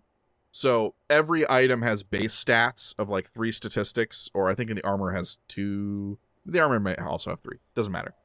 You have these 3 statistics of base stats, and then you add pluses to them by feeding items or other equipment into them. And it's like, let's say I have a handgun that has a +1 attack and a +2 range. I find another handgun that has a +1 attack and a +3 range. I can feed that handgun to the first one, so now my first handgun has +2 attack, +5 range. So it just takes whatever the pluses are and moves the pluses over. You can also choose, instead of bringing the pluses over, you can bring over like an ability. Like let's say you have a handgun that only shoots 3 rounds and you want to be able to shoot more rounds per turn. You can actually bring, like, you find a handgun that shoots 4. You can bring that 4 over instead. So now your one handgun shoots 4 rounds per attack instead of 3. Or, let's say, perhaps you find a tranquilizer grenade launcher, and you don't want to use a grenade launcher, and you have a rifle. Course. You can move the tranquilizer effect over to your rifle. You're seeing where I'm going with this. Certain enemies have elemental resistances, so like the guide that I'm using suggests not adding certain elements to your weapons because it would make them less effective versus certain enemies. But there are certain things you can add that are effective versus everything. So that's what I'm focusing on. You could do this with your armor as well. Like I have poison resist on my armor that I didn't have before that I got from a different set of armor. Now your ability to move stuff over is limited by the number of tools you find, which is a consumable item that you can use to move over. There are things called super tools where you can move the pluses or the attributes over, but it doesn't destroy the weapon in the process. So you could feasibly use a super tool to like get the pluses over and then use a normal tool to get an effect over, and then it would destroy the weapon. So you could there's a little bit of strategy in terms of saving things for later for if you get a super tool or not. Right. It's got a little bit of that stuff in it. It's just a really unique gear system that I haven't really seen it's interesting. In an early game like this before. And it makes me think a little bit of like Final Fantasy X, the way that you're using. I mean, obviously, it has a lot more like complexity in how you're moving stuff over, but it reminds me of like adding abilities to your weapon and customizing it that way by using resources. Yeah, it's very much I always really liked that in Final Fantasy X. So yeah, so this has like elements of that, which I think is super cool, and it makes sense because it's a Square Enix game, so they may have like this early version of it may have been an iteration they looked at when thinking about putting that in Final Fantasy X. That would be cool to track that lineage. I just think it's a really neat package. And as a PS1 game, it definitely looks like the character models look like the really good character models in Final Fantasy VIII, with that style that I really like. The pre-rendered backgrounds look really nice as well, and they do a lot of movement stuff with them. There are a lot of CG cutscenes in this, like that early CG, and they're all like kind of impressive. Like Cody, you saw a few of them, like because there's an element of the story where like these things the mitochondria have gone crazy and they're morphing people's bodies into monsters, basically. And like there are CG cutscenes of the bodies morphing and like the skin liquefying and twisting, and like, it's actually like kind of well done in a surprising way. I mean, the cutscenes in Final Fantasy VII were insane. And that was like a year before this came out. So Square they were crushing it with the CG stuff, the pre-rendered stuff. Yeah. And like this, I'd never hear, because in my circle of friends, nobody played Parasite Eve. So I never heard about it being talked about in those circles. And so it's just like, because this game is so much my shit. It's awesome. I'm upset that I have not played it up to this point because I'm having a really, really good time with it. I think there's a lot to like here, and I wanted to bring it up because maybe you at home have not heard of Parasite Eve, and if any of those things I'm talking about excite you, and I think they should, you should totally check it out because it's very, very cool. I'm excited. So it's split into like 6 days. I finished day 4. Day 5 seems to be the longest one. So I'm like prepped and ready to do that. I think I'll probably play a chunk of that this weekend, I think, because I'm getting close to the end. So want to go ahead and wrap that up before starting on something else, but it's a very good time. Parasite Eve rules. It sounds like it's got a lot of cool stuff to it. It does. I mean, I had heard of it, but never like knew much about it. So it's cool. Okay. Last game on the list, certainly not the least. Kingdom Hearts. Ooh. Cody will play Kingdom Hearts. Simple and clean. For fans of Kingdom Hearts, you should listen to our Best Games of 2002 podcast that will come out mid-June. Yeah. We talk about Kingdom Hearts on that podcast. Sure do. We all like Kingdom Hearts. Yeah, it's a really good game. So similar to Onimusha, part of it was due to the podcast. Part of it was I had already had a replay of the series on my list backlog. And then another part of it was rolling off the platinum of Onimusha. I was like, yeah, there are some games that I consider like some of my favorites of all time that I don't have the platinums in. Like what could I go do? So I thought, oh, well, the first Kingdom Hearts is very important to me. We were just talking about that. It's a pretty good game. And that's been something that I've wanted. I've wanted the platinum in Kingdom Hearts for a very long time. Mm-hmm. So because of that, when I downloaded it, I went to my cloud saves for it. And over the years, I have sort of chipped away at it. So I actually found I have like 60 to 70% of the trophies already. Nice. And I got a lot of the playthroughs out of the way already. Is this the 1.5 HD that you're playing? Yeah, this is the final mix version. Yeah. So I have enough to where I should be able to get everything just on one playthrough. But that playthrough is getting to level 100 and it's on proud difficulty. Yeah. So, I mean, it's a doozy. Yeah. And because I'm going to level 100, I selected the third answer. So I started the day at dusk, which means the front half takes longer than the back half. So I am to Atlantica. Is where I stopped today. I'm 10 hours in and I'm level like 35. Yeah, so you're about to hit the curve where it starts getting easier to level. Starting at like level 40, I think is the first point where my choice is the lowest amount of XP required to get to the next level.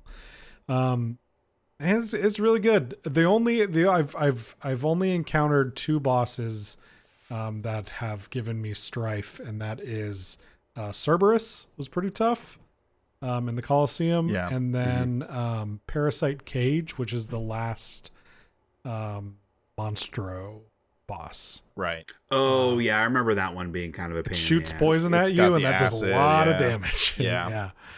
It took me a couple of times, but I was able to get through it. I'm not having that big of a struggle, though.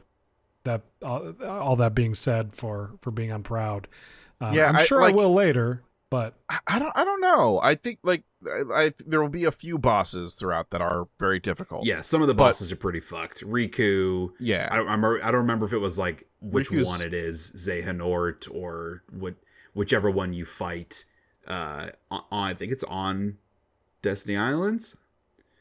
But I remember there's one of the versions that you fight where he does this like spinny attack and it destroys me every time. Yeah. There are a few it's fun. difficulty checks. Yeah, for sure. It's funny. At the beginning, I'm also following a guide specifically for the Platinum. They recommend fighting Riku on Destiny Islands at the beginning, just with the wooden swords. Yep. Because you get like 5 XP every time you beat him, and you get a potion every time you win. Yeah. That reminded me when I was younger. It bothered me so much to know that I was losing to Riku, like, because if you lose, it's like, oh, now the score's 1-0 or whatever. Yep. And even though that doesn't matter or have any implications at all, Oh, it matters. Fuck, that would bother the shit out of me if I was losing to Riku. Yeah, dude. And like, if I lost the first foot race against Riku for the right to share a Paupu fruit, which then eventually was actually twist ending the naming of the ship. That is absolutely a quit and reload. Yep. Yes. I think when I played through the first time, I had to fight Riku enough times that I won more than he won. Yeah. Before I was ready to move on. Yep. Not letting that fucker get out of hand. That's right. I mean, like, once you learn his moveset, it's a piece of cake. But it is like. Right. He does some. This was when I first moves. played the game in 2002. Right, and I didn't realize until I read this guide in that fight specifically, because he does the move where he like rolls back on his back and then jumps at you. That happens every 4th hit. I didn't know that. It's that simple. Of like every time you hit him 4 times, he does that. Okay. So if you just count your hits, then you can just when that's coming. Kingdom Hearts strats. You never know what you're gonna get on this pod. That's right. Now I'm gonna have to go back and play and exploit that. Oh darn. Yeah, well, it's such a shame. Go back and replay one of my favorite games ever made. Amazing. That's a lot of video games. Yeah. We talked a long time about a lot of video games, which is, it is why we do this podcast.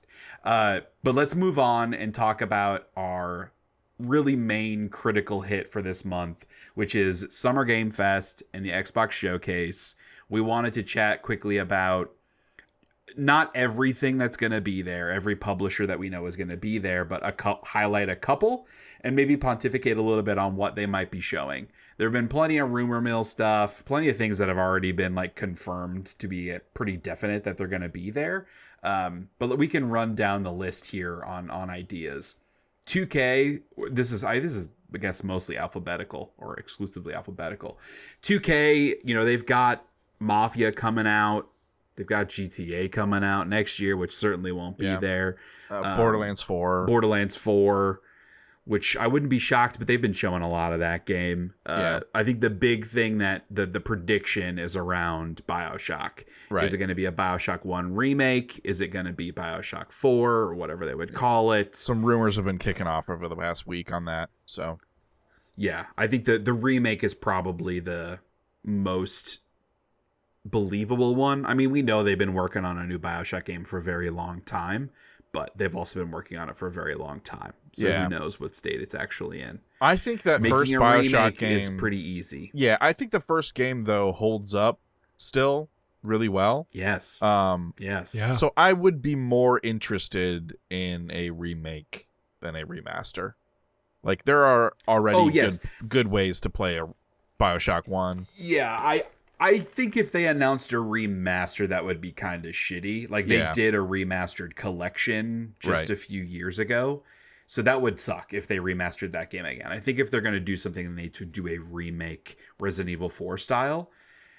BioShock 1 is my favorite game ever made. And so I would be very curious to experience a remake of that game and have everybody love it and then be the same kind of curmudgeon that Kyle was about the RE4 remake of his favorite game ever made and not liking the new version of that. Hell yeah. Maybe I will be joining that club. He doesn't even shoot the plasmid into his arm in this one. There are things that they could change that would be better. Like the combat in BioShock 2 is just straight up better. Being able to dual wield a plasmid and a gun at the same time, objectively better than having to swap back and forth. If that's the kind of shit that they're going to do, 2 thumbs up from me. But that's kind of it. Don't fuck with anything else, please. I cannot recommend dual weeding, however. Control your intake. I mean, you need to use both hands while you're weeding. Well, but like you gotta control your intake. You know what I mean? You can use both hands on a single weed, but you can also be using them on multiple weeds at once, dude. How long does it take you to weed your yard if you're only using one hand? All right. This bit is not working you're at intentionally all. You're intentionally avoiding the pot version of weed that I'm talking about. Oh, I didn't even realize that's actually what you meant. Yeah. What the hell is double weeding then? Like double fisting Smoking joints, two joints? Bro. Yeah. Don't do that. I don't see the problem One's in enough. that either. One's enough. Control yourself. You got to build up your tolerance, bro. Edward 40 hands isn't like cool one anymore. time and hacked up a lung. Yeah. That's Just more than my gummies and 0 cookies times for me, please. Smoking is not my thing. I've almost died every time I've tried to smoke anything. Ugh. Amazon Games. They have games. New World. They have New World that it still is live, right? Like you can still go play that. Their MMO. I don't think they've can you shut still it play down. it? Okay. But the bigger thing is that they have Tomb Raider now and they have Lord of the Rings now. Yeah. We already know that they are working on a new Tomb Raider game with Crystal Dynamics. Right. They've already soft announced a Lord of the Rings MMO. They also have could that rumored- be the one MMO that gets me into MMOs finally long term? There's already been a Lord of the Rings MMO in the past. I don't And it think didn't that's get you in true. there I've never has. tried it. No, Lord of the there Rings has. Online is Yeah, a real thing. There has been, yeah. Online. I've never tried it Yeah. because people have said it's not very good. Well, sure. I'm not saying it's good. I'm just saying that it just being a Lord of the Rings IP game, I don't think is going to be enough. Probably not. I would love for it to be. I would love to have like a game that's online like that I would be into. I just have never wanted to play that kind of stuff. Yeah. But they've said that they're working on a story-based RPG. That's all we know about it, which is presumably a new IP, or at least it's not attached to one of the main IPs that they've acquired. Yeah. I would not be surprised at all to see Tomb Raider here. It's been a while. It also sounds like there's been some development problems with Crystal Dynamics on a couple of the projects that Crystal Dynamics has been working on. But yeah, that one I think it would be the one if I was going to pick between those three things. Yeah. Yeah. Yeah. For I sure. would How do we think a Lord of the Rings MMO would be received right now? Well, I think. Yeah. Lord of the Rings is not a thing that I think people are sick of or Right. got sick of. Right. Because there hasn't been that much of it. And largely the feedback on the both seasons of the show have been Oh, with Rings of Power. I wasn't really thinking middling about that to part. positive, I feel like, from No. general audiences. Not the Maybe, sickos. I don't know. Not the sickos, sure. But But I think I enjoyed even both generally. seasons. So did I. Yeah. Yeah. And I am a sicko. So Yeah. get fucked, other sickos. We've had this conversation. I don't want to say most. A lot of the criticism railed at Rings of Power is not made in good faith, and therefore is not valid criticism. Oh, right, because black saying there people isn't in Lord of valid the Rings criticism. makes people mad. Exactly. Right. Okay. Exactly. The main character is a woman. That means it is bad. I sometimes that kind of argument. I'm I not sometimes forget that people say and think those things. You shouldn't forget it because it's like half of our country. Yeah, I just don't talk to anybody that's like that. No, I agree. I agree with you. It's a really easy way to write someone off. Yeah. That's for sure. Yep. There are legitimate criticisms of Rings Sure. of Power. I don't want to imply that there aren't, but I really enjoyed it. I think that people would be excited about a new Lord of the Rings video game, period. I think the MMO thing is trickier coming from Amazon when they just Right. had an MMO that like they spent a ton of fucking money on, and it hit really hard when it released. Yeah. People were super into it, and then it died really quickly. Yeah. So that one seems tougher for them to try to push. Yeah. Tomb Raider seems like a pretty safe bet. New World was tough because it had some ideas, but it just didn't. It wasn't ready for prime time, and it was very undercooked, and like I think blending a lot of the survival crafting elements in, having user-based economy, a lot of that stuff is smart, but really hard to do in balance. And a lot of that stuff was pretty, and like there was no real end game content at the time of release either. So all the people who were going to put the hours and hours and hours, who were going to be your content whales and spend a bunch of money, they didn't have stuff to keep them sticking around. But I think eventually it got to the point where like the clan system and stuff, I don't remember what it was called, guilds, I don't remember. But that whole system was like the faction warfare stuff, I think was kind of the thing about the game for a really long time, and maybe still is. And I know the people who were playing were really, really into it and got a lot out of it from that respect. So yeah, hopefully if the Lord of the Rings MMO is a thing and it happens, they have some more of that stuff figured out ahead of time. Would be nice. And if it's real and it happens, it sucks for you, Cody, because you're gonna have to play some with us. Hey, I like MMOs. We'll do we'll do a movie marathon. We like the Lord of the Rings part. Cody likes the MMO part. So something there for you everyone. Go. Yeah. We'll have to watch at least the original trilogy and do like a watch along podcast with that. That'd be a good excuse for that, because Cody, you've never seen a Lord of the Rings movie, which is crazy. All right, moving on to Annapurna. They've got a bunch of stuff that they've announced that we kind of have some release dates for. Wheel World, Mixtape, in particular. Those are both ones I at least am looking forward to. Yeah. We Kill Monsters, which I think is a next year thing. The Lost Wild, I don't know what that is. I don't know much about that one announced. either. I just saw that on their list. The big one that they have announced previously, but we haven't seen anything from it since the first announcement, and it was mostly like a title card teaser sort of thing, is Blade Runner 2033. This was a super stylized, very rad, dark, moody trailer, and I think it's supposed to be like an adventure game adjacent type thing. That I hope we see more of, because that sounds cool. Yeah, I would assume it's more of like a callback to that original Blade Runner game, where it's like classic point-and-click adventure game. It would be cool if it was sort of a callback to that. That would be neat. Yeah, I agree. All right, Blumhouse Games. This is more your lane, Kyle. Yeah, so Blumhouse, they're the horror movie producer. I don't know what's called in movie worlds, but they also have a games division that they formulated a handful of years ago, and they've had a couple games come out. I think Fear the Spotlight was one of those video games through Blumhouse. And they announced they had their own sizzle reel of horror games of various genres that they had a year or two back. Project C, which is their unnamed sort of big, seems like Silent Hill competitor horror game. Is that Sam Barlow? That sounds right. Yeah, there's a big name attached to one of them, and I think it's the Project C. That sounds right.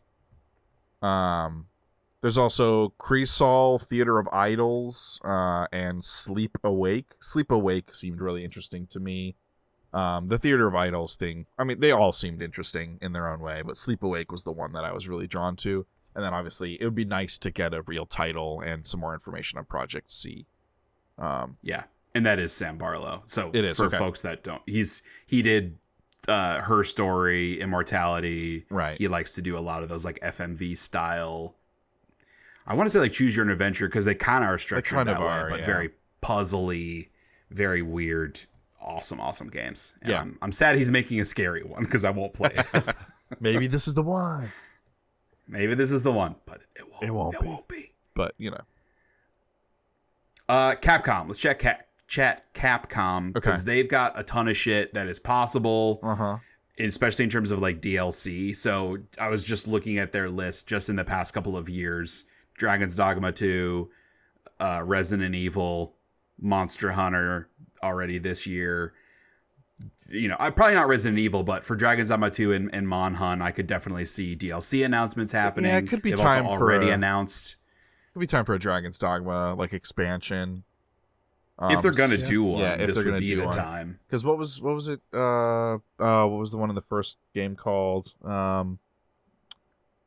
Well, they did Darker Risen. But Darker that was Risen, yes. More of like it was more of an upgrade that had some DLC with it, but it was like the full game.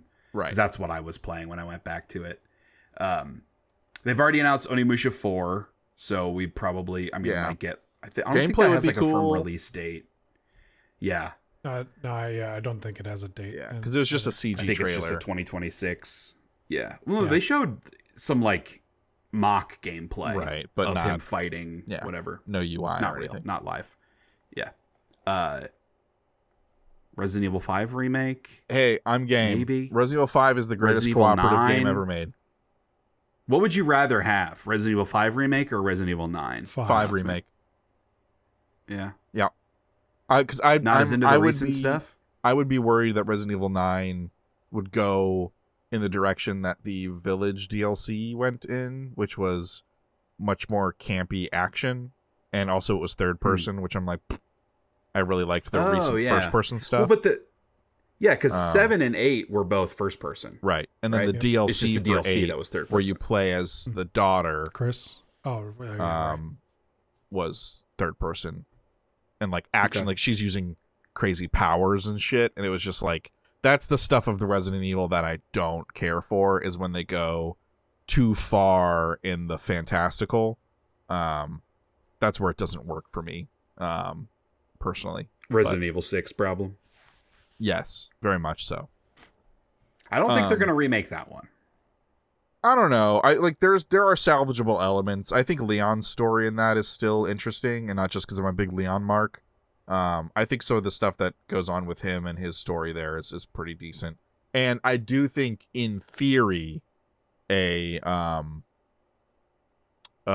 forget the name, Albert Wesker's son, I can't remember his name, but his playthrough, in theory, there's interesting stuff they could do there if they just dial it back, man, and not have it be balls to the wall crazy stuff.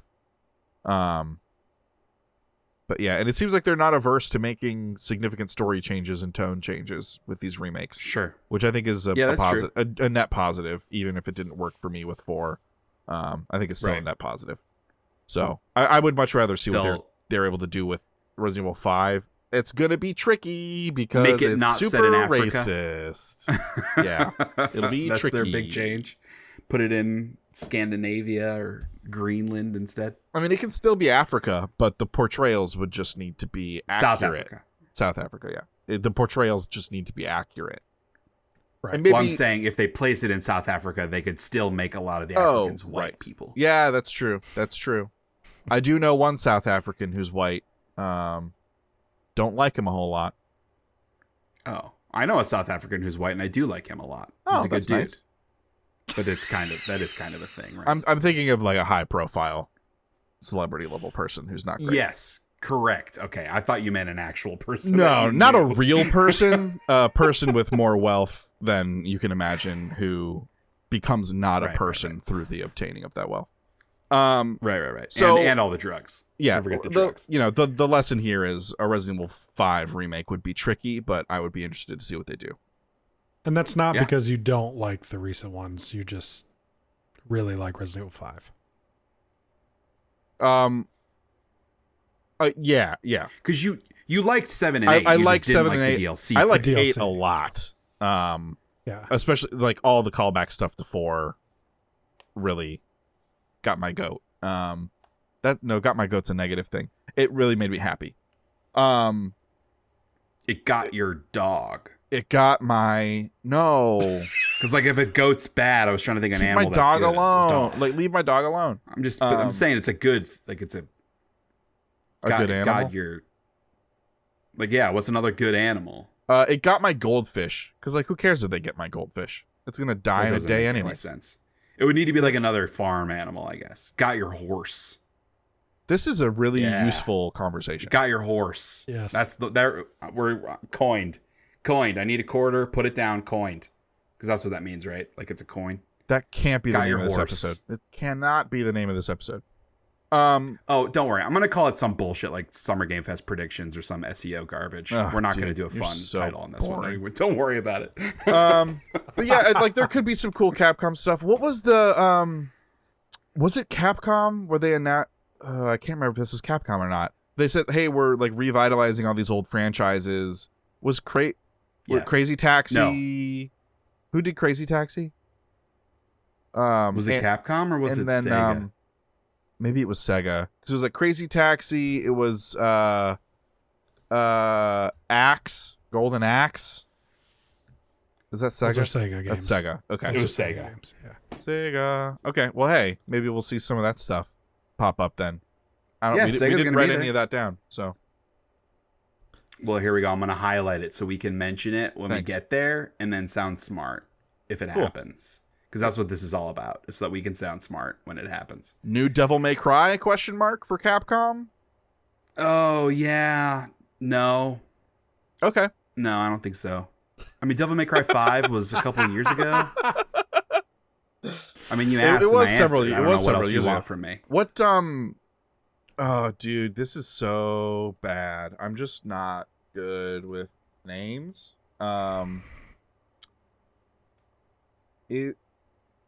Steve. Is Castlevania's Capcom, Yes. right? Yeah. Yes. No. Konami. It's Konami. Duh, Kyle. Jeez. Yeah, Shay. So they're look, I don't know. Konami's kind of making video games again, right? Which is weird. Maybe Yeah. it's too early Aren't they for a like, Castlevania. Aren't they but making a video game? I think they have a couple. It's not just Metal Gear Solid. I think there's something else. But maybe not. Yeah, Pachinko. Oh, that's it. Right. That's it. Yeah. But maybe not this year, but maybe next year, Castlevania. We'll see. Maybe. Let's Let's move on to Yeah. CD Projekt Red. Witcher. They're 4. going to be there, so they're probably going to show more Witcher 4. They did announce that the Cyberpunk sequel has officially moved into pre-production. Yeah. And I saw that, and then I saw people being like, could they tease it at Summer Game Fest? No, and I'm idiot. like, you don't know what pre-production means. Also, you don't want to see whatever they would show you because it would mean Yeah. nothing. So Yeah. That game's coming out in like 8 years. yeah, that would be useless for you. Yeah. Coffee Stain, Kyle, was this a you one that you Yeah, highlighted? so these are the people who make Satisfactory. They also did like Deep Rock Galactic. I think they published Deep Rock Galactic, developed Satisfactory. Don't quote me on that. Satisfactory hit 1.0 this year. Or maybe it was late last year. So I don't think we're going to see another one of those from them, but a Deep Rock Galactic, because they came out with that like roguelike like isometric Deep Rock Galactic game. Maybe there's a new... That game looked cool. Yeah, it was neat. It was interesting. Maybe there's a new Deep Rock title. Maybe like a proper sequel to Deep Rock Galactic. Yeah. That could be cool. I would be... Because Deep Rock Galactic suffers from a lot of like the first time video game energy that even though it like they developed it for a long time and had a long tail on the DLC support and stuff and like seasons of content, it still was built on the bones of like their kind of first foray into gaming. I would be interested to see what the next iteration of that would look like because that was a For fun sure. time. Yeah. I am disappointed in you because you missed a very obvious joke setup for me, and that bums me out because Coffee Stain put out Goat Simulator. And so then I was going to make the joke, we might get the sequel, Horse Simulator. Well, that really gets my goat. Gets your horse. No, that makes me mad that he didn't set you up.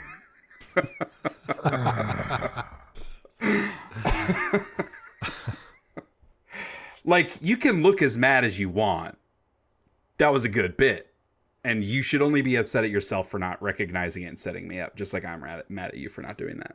Okay. It's fine. It's cool. Yeah, no, it's fine. We're just brothers and we know each other really well, and you would obviously Too well. know that I want you to set me up for that, and you didn't do it anyway. I don't blame Cody for not recognizing it. Yeah. Devolver Digital. They've got a bunch of stuff that they've already announced. The biggest thing for me is Skate Story. Yes. One, because I really want to play it, but also selfishly, I drafted it with my fantasy critic draft, and so I'm hoping that we get a release date. Sure. And it actually comes out this year because it was delayed into 2025. It better come out this year. But also, they've got Baby Steps coming, Human Fall Flat 2. Yeah, Cody, did you know about that? Human Fall Flat 2? Oh, that's big. That is big. This is this is one of my weird little claim to fame things where a long time ago, I, on the Steam forums for Human Fall Flat, made a post about, hey, you guys should do VR support for Human Fall Flat. I think like that would make a lot of sense. It'd be a lot of fun. It'd be hard to do, I know, but like I think there would be a lot of fun hijinks you could get into with your friends in VR. And it's like one of the most upvoted community forum posts in the Human Fall Flat community. I keep like to this day, like because they added VR support like a year ago or something, and Human Fall Flat came out a long time ago, and I made this post on the forums like right after it came out. And I would like every month or two, I would have a notification of someone commenting on that forum post like, this would be great. Yeah, absolutely. VR support.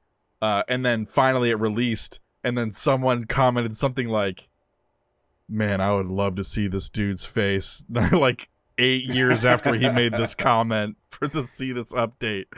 That was pretty funny. That is funny. Yeah.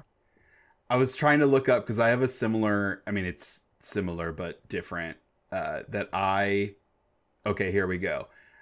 2 years ago, I left a comment on a YouTuber who I like, Danny Gonzalez, on a video of his where he was talking about this, these random like superpowers that these people think they have. And so I left a comment talking about a game that I played with my friends in high school called Useless Superpowers, which the whole conceit of that game is you come up with a cool power and then there's something that makes it not as cool. And the famous example is you can summon bears, but you can't control them. Right. Or okay. you're the smartest person alive, but you're a penguin. So that's kind of like the setup. And so I left a comment to that effect. And then the wrap up was like, one of the powers was a person thinks they can control aluminum foil with their mind. And I was like, that's a good entry for this useless superpowers. Like you have mind control, telekinesis, but only over aluminum foil. Right.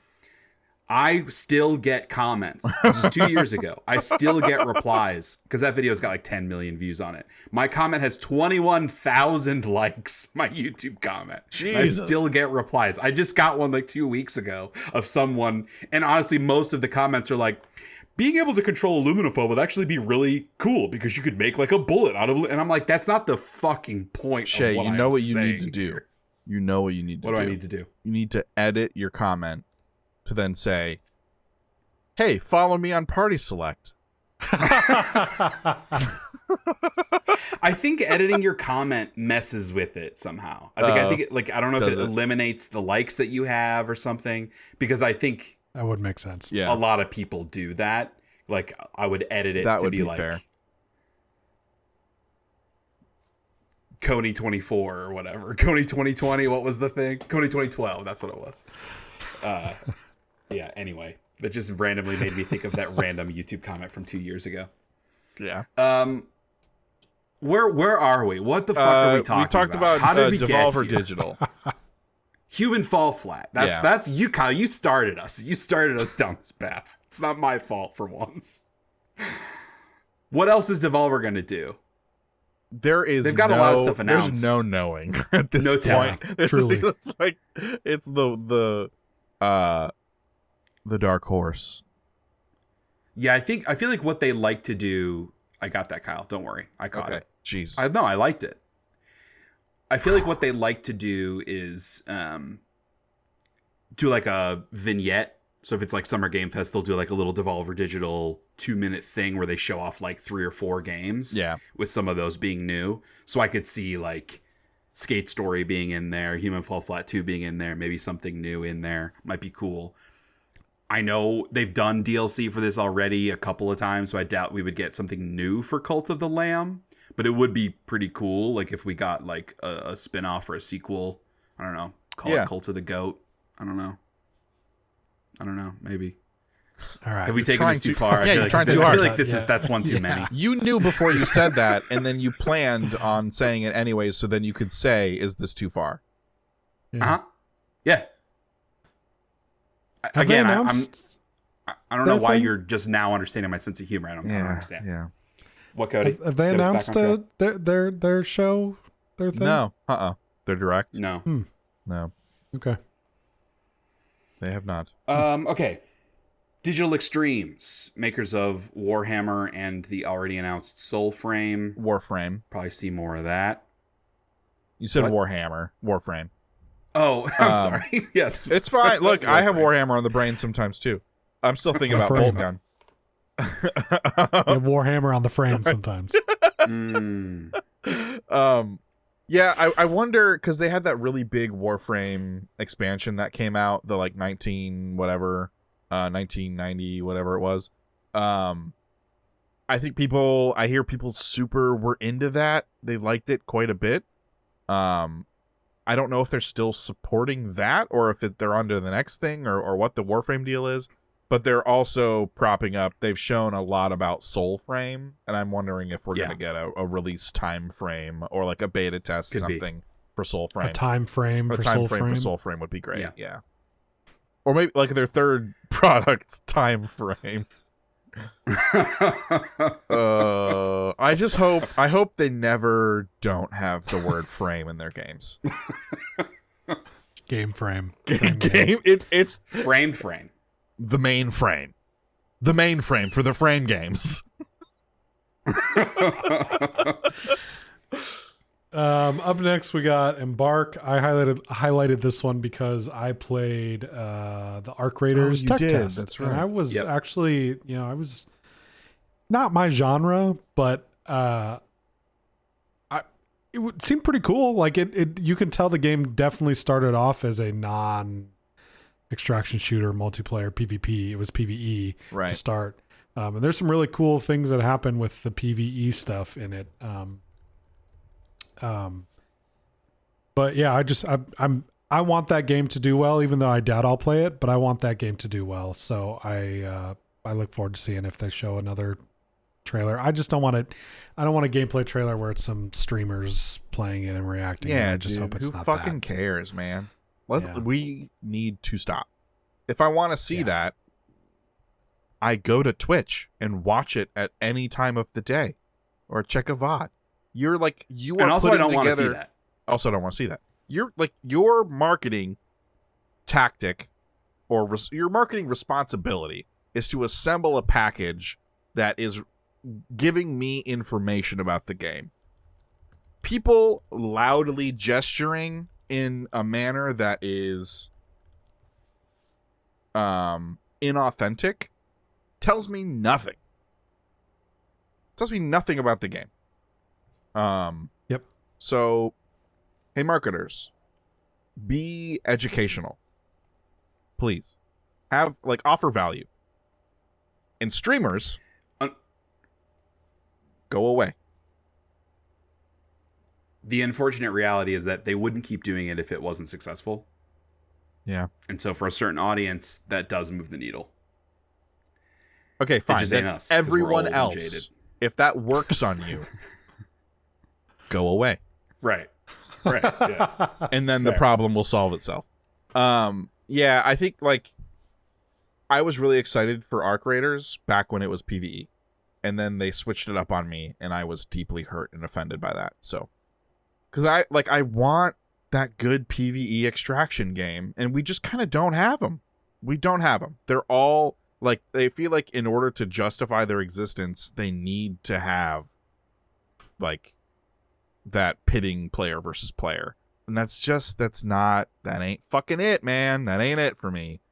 It is interesting. I mean, there's a really good one of those that your brother really enjoys and plays all the time that you're welcome to play anytime. It's not an extraction shooter, Shay. I understand, but it's a kind PvE multiplayer. It's a little bit of an extraction shooter. You have to extract at the end, but it's not it doesn't have the long-term juice for me. It has the short-term laughs.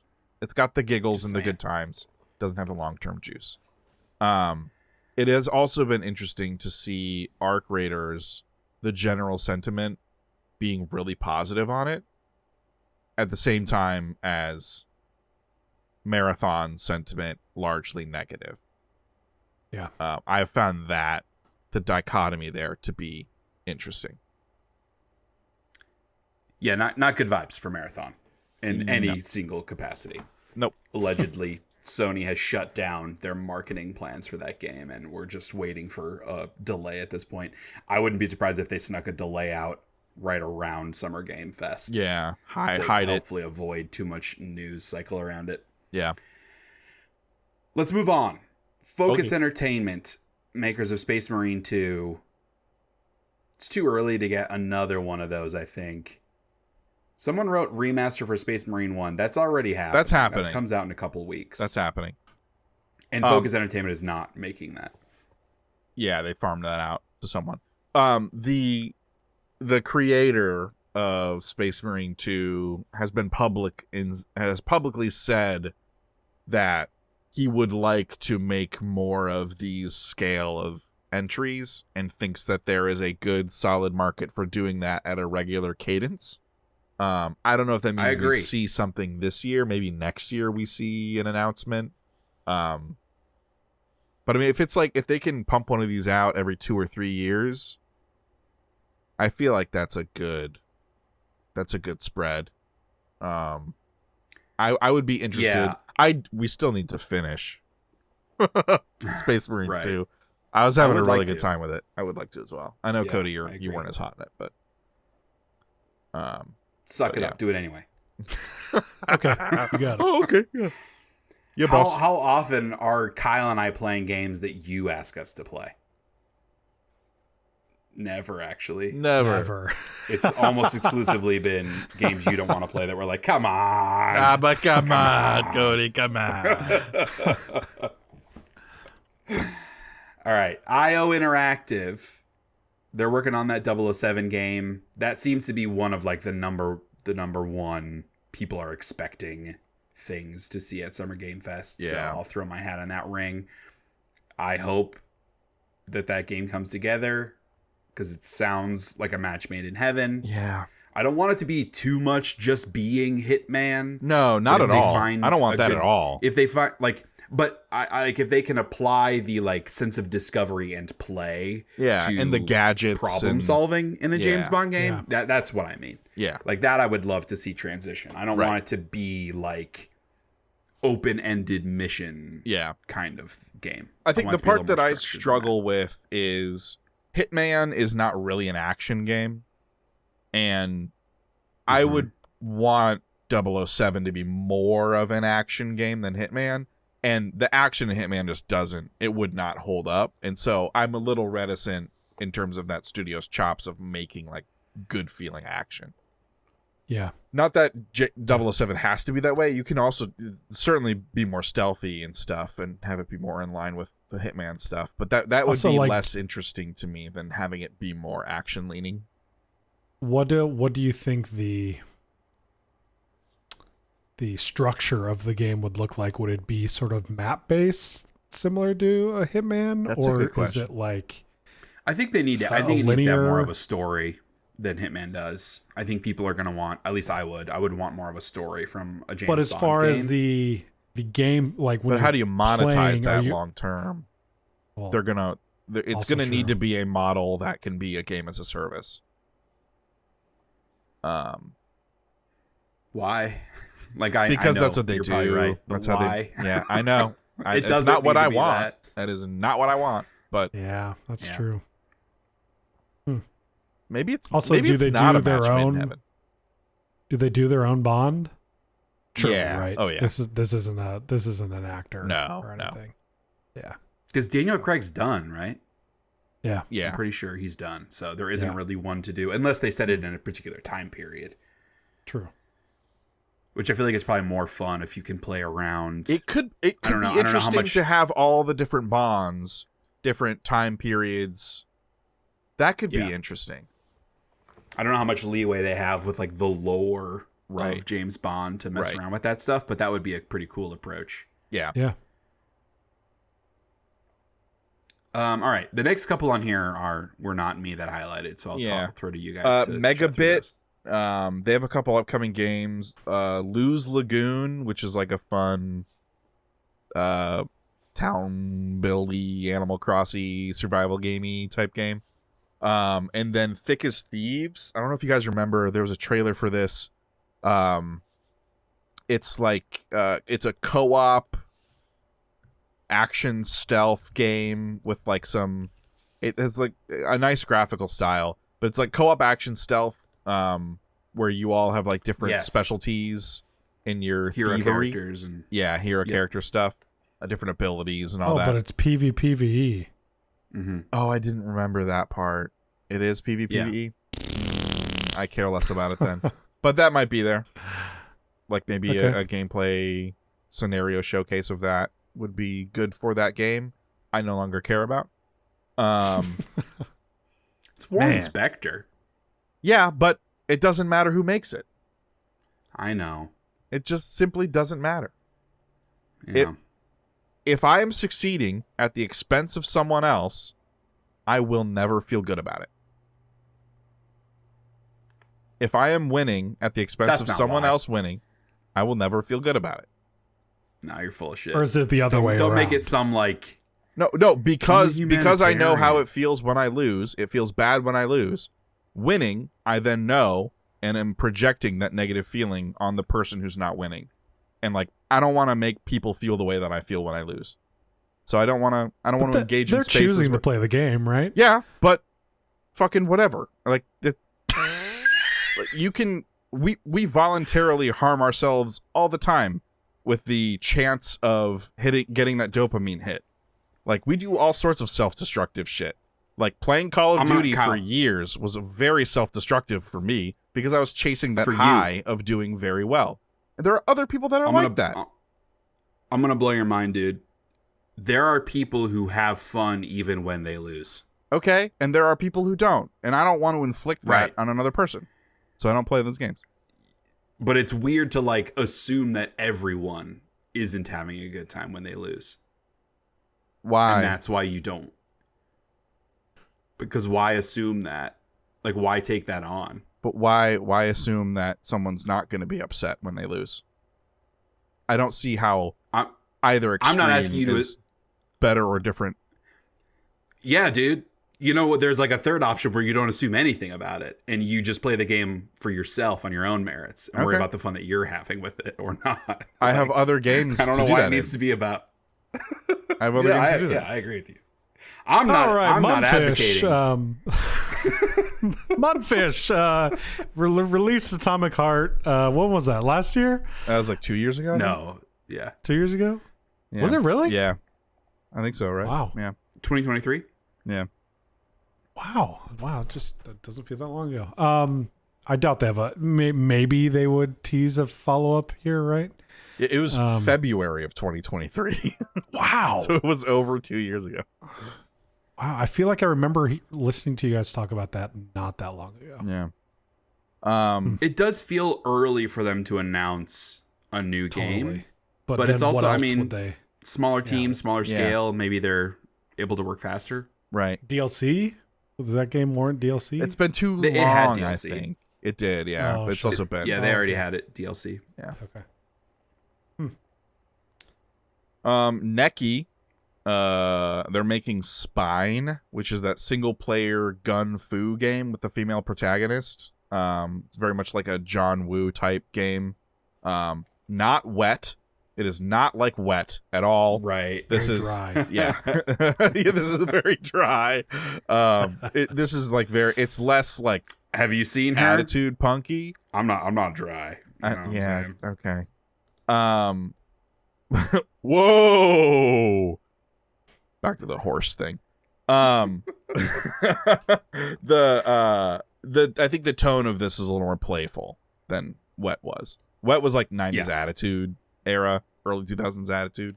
This is just more like playful, fun style. So hopefully see more of that, because all we've had is like the reveal trailer for it. So that could be neat.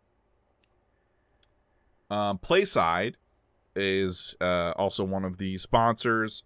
They are putting out Mouse PI for Hire. This is that like BioShock-like original Mickey Mouse cartoon game, where the visuals look like the original Mickey Mouse cartoon, black and white, but the gameplay seems more in the line of like BioShock style. First-person shooter.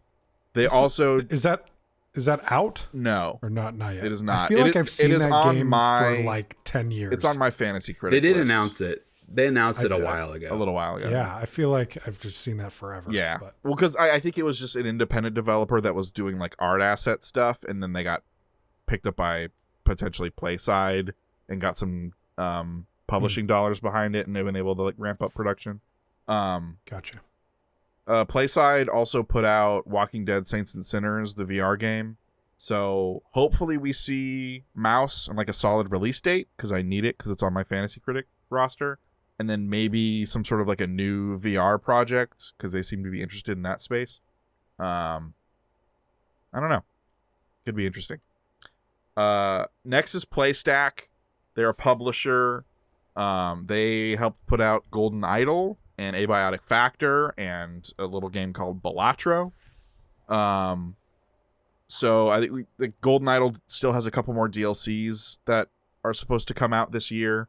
They could announce another Balatro collab, I think would make sense as part of like a sizzle reel thing.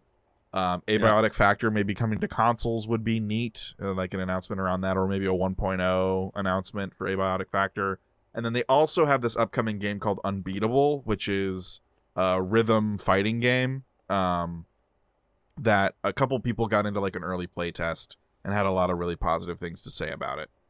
It's got like a lot of really good like comic book style art and like action text stuff, and it's a rhythm action game. Their track record's really good. So, Yeah. I mean, honestly, even if they just announce something new as well, Right. I'm sure would be pretty exciting. Right. Unbeatable is the one where in the universe music is illegal, and it's the person who is in a band, and so they're like a rogue terrorist musician making music against the government. Okay. If you remember that. I'm remembering this now. Okay. Yes. Yeah. So that's coming up. Yeah, So, you said rhythm fighting game, but it's not like that made me think of like a Tekken, but rhythm no. game. And that's Rhythm not what action. it Or is. like, Yeah, I'm remembering this now. Yeah. Yeah, very cool art style. Yeah. PlayStation.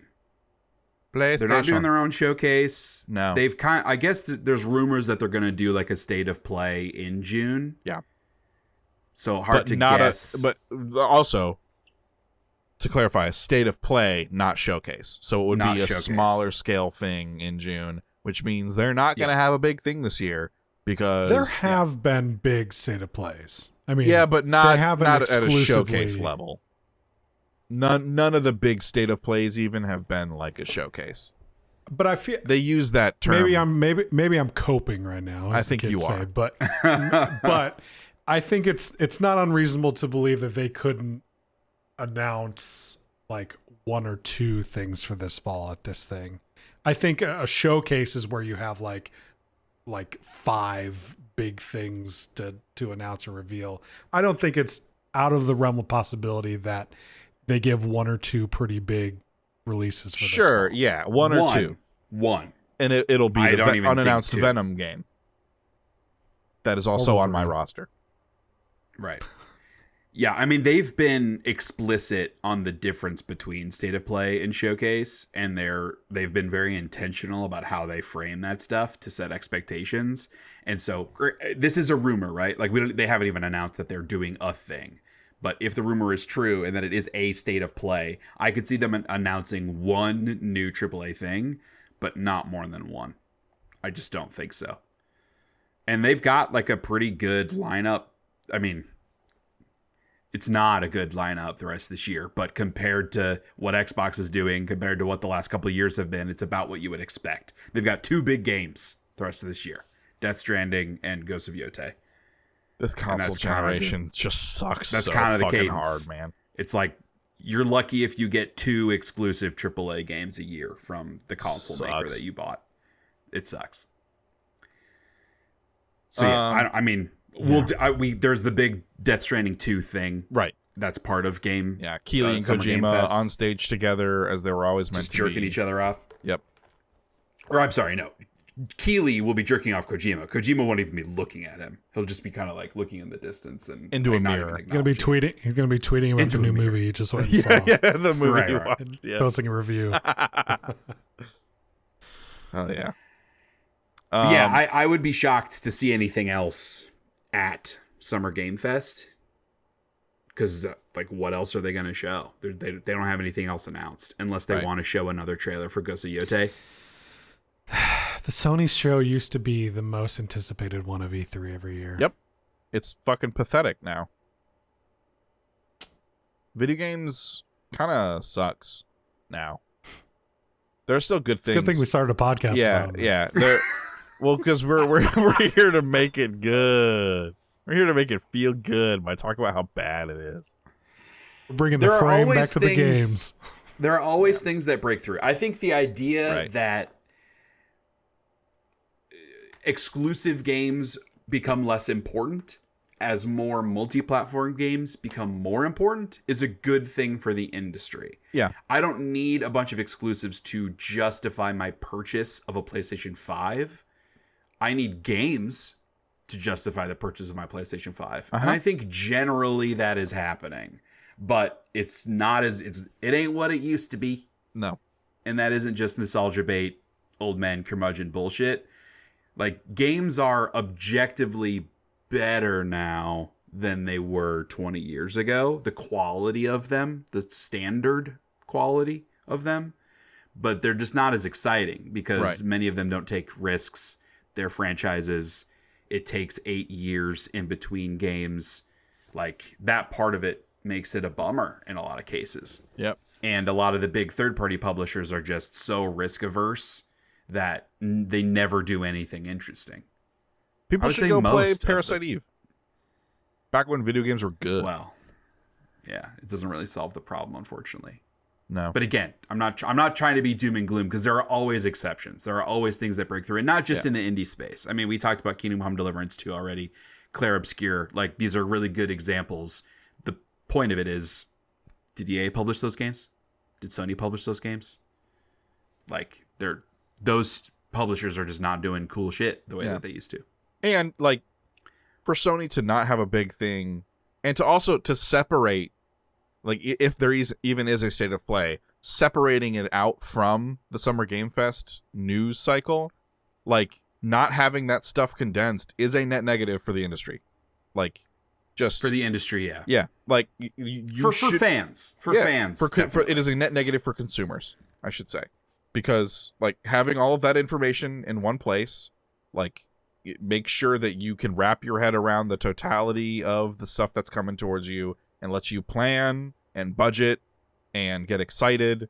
And, like, it's much easier to get everyone together and excited at the same time than it is in tiny little pockets throughout the year, sprinkled randomly with, like, 2 days notice. We're doing a state of play. It's not fucking useful, frankly. I don't think. I agree with that. That announcement media cycle is not useful.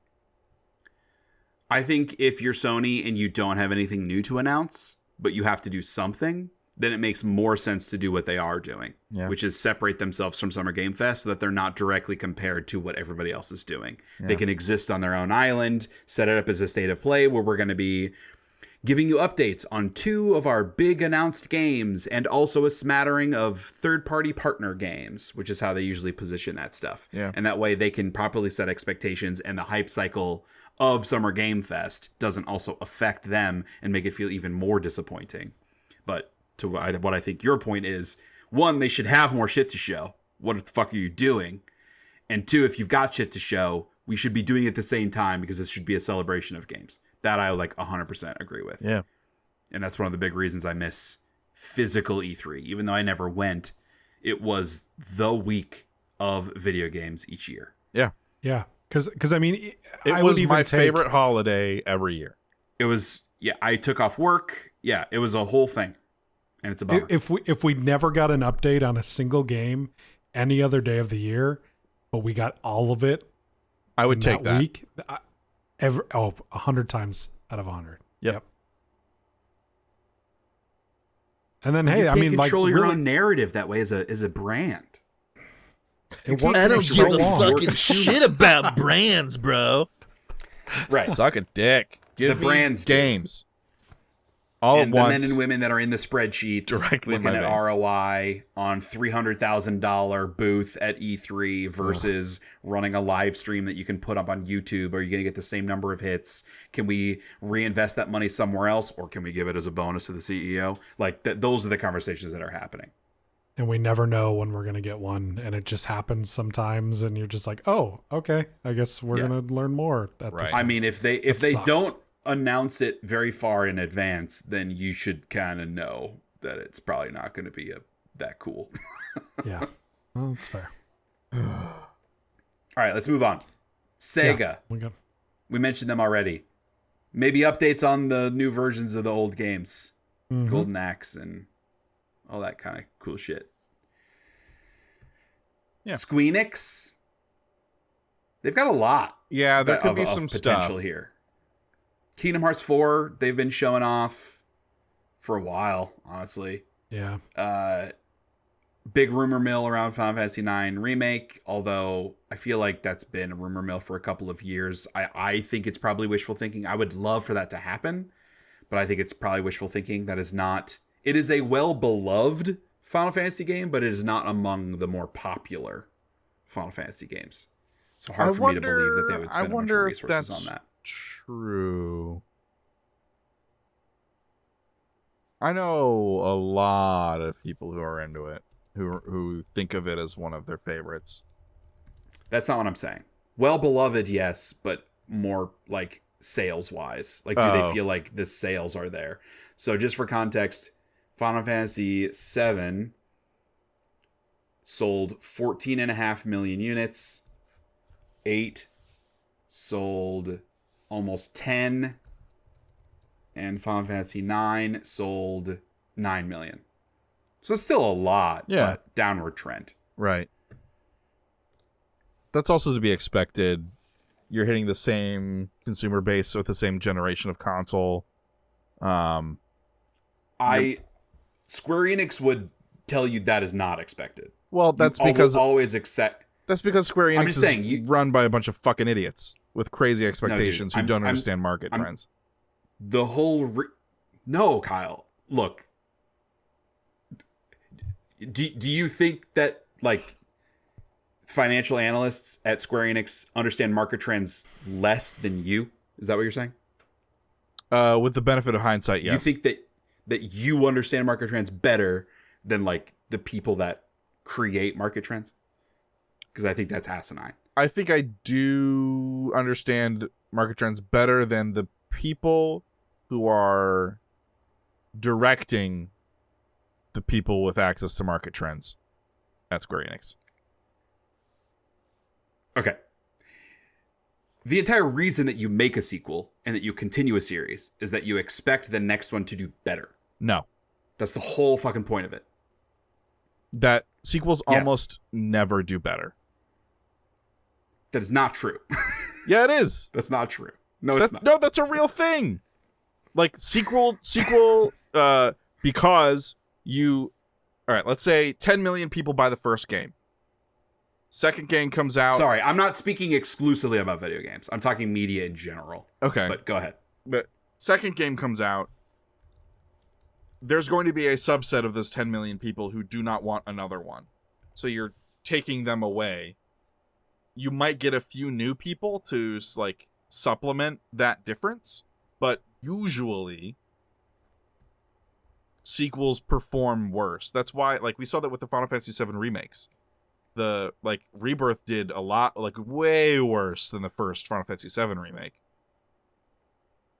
Like sequels tend to downward trend, which is why you see like revitalizations, remakes, reboots, whatever. That's why you see that happen. I think it depends on the example, and one example is not representative of all of them. But my point is that in a series of Final Fantasy, they expect each game to sell more than the previous game, Whether that expectation is justified. That's what I'm saying. Is that it's isn't not justified based on other market trends. okay. All right.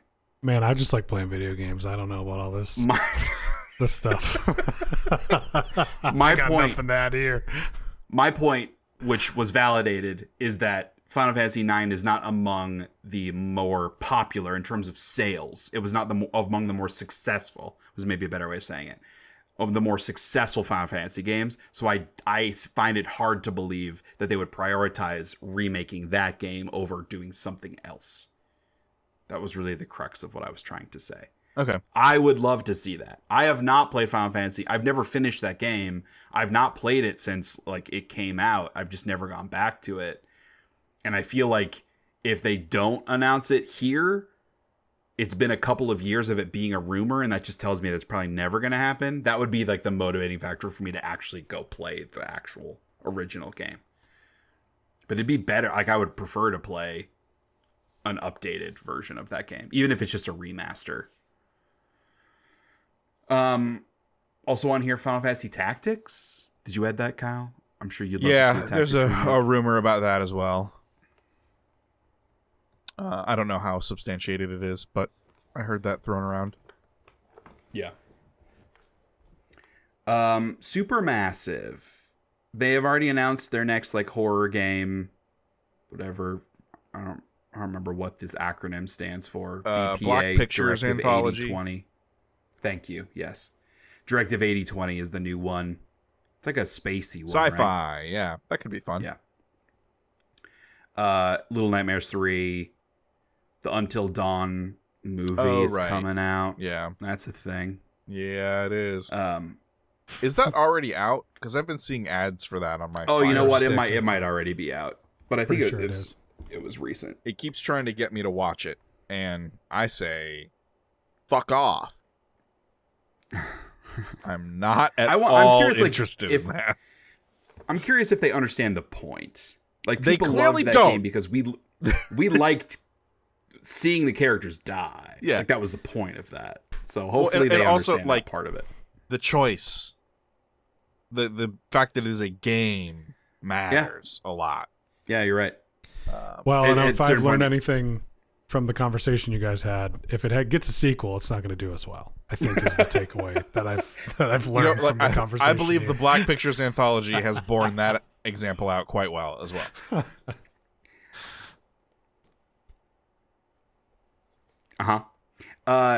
Techland has Dying Light the Beast. Release date. Hey, guess what? I think this game might not do as well as the previous Dying Light game. Jesus Christ, Kyle. Like you're removing all context and nuance from this argument. Because the examples that you're listing are from series that launched and the games have gotten progressively worse. And so, yes, they're going to continue to sell less because the games get worse and people don't like them. I would argue that the Black Pictures Anthology, like Little Hope, seems to be the most well-regarded one, and it was like the third one or something, but I believe they've progressively sold worse. That one's been all over the map. There have Yeah. been, like, some of them have been absolute dog shit. Yeah. And some of them have been fine, and it's been Right. super random. But, like, people like Dying Light 2 a lot less than the original Dying Light. Yeah. And what they showed of the Beast just doesn't seem that interesting. I No. mean, I could be wrong, but you're right. I don't think this is a full price game, maybe, or it seems I like don't it's a know. smaller, That would be interesting. smaller scale. Okay. Also, The can way they that just they make another? positioned it, Can they just make something else? Can we move on? I don't Like- think they like- can. At this but this point. is all they Okay. do. Like before Dying Light, it was what was that? Dead Island. Yeah. Before Dying Light, it was Dead Island. So this is Okay, just kind of well, what they maybe do. Maybe we need to learn to do something else. I mean, maybe it's time. Yeah, I agree. Although Dying Light 2 had some cool ideas. It didn't really succeed. Just the whole like town management choices impacting that kind of thing. Sounds like it didn't totally come together, but cool ideas. All right, and then finally Yacht Club.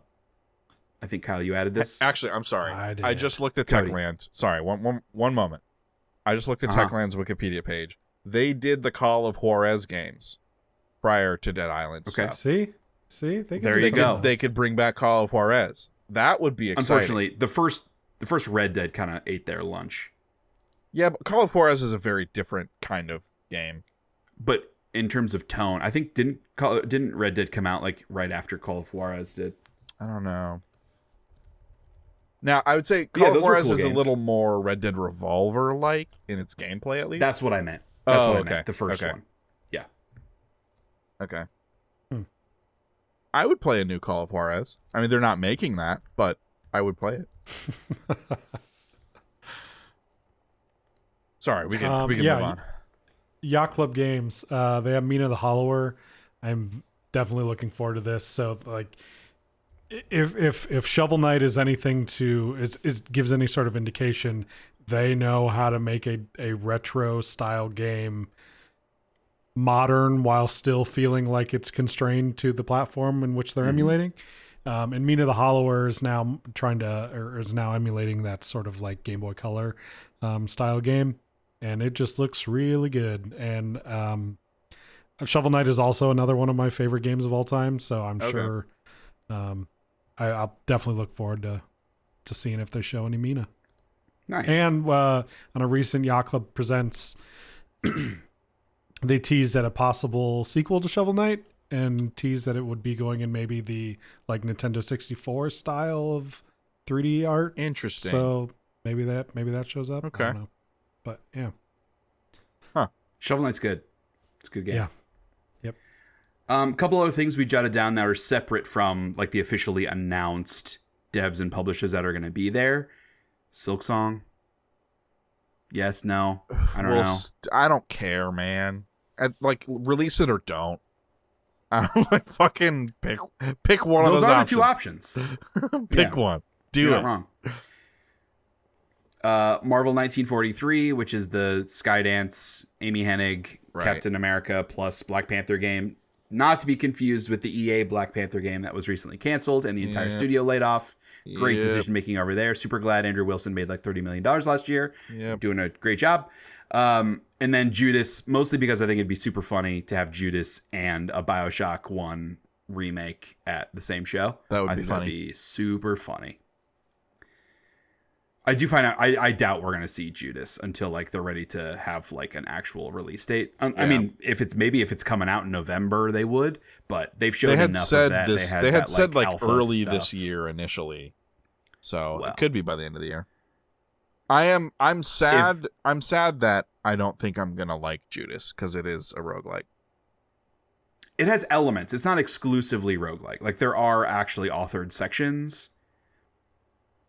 I don't know, dude. Look. If a game's gonna waste my I'm- time, says the guy who played 10 hours of Cash Cleaner Simulator. If a game's gonna waste my time, I don't want to deal with it. But there are ways in which There are for you ways to find enjoyment in a roguelike. Yeah, like right? Moonlighter was great. Cult of the Lamb. And I mean, great. even like Those Vault are Hunters is essentially a roguelike.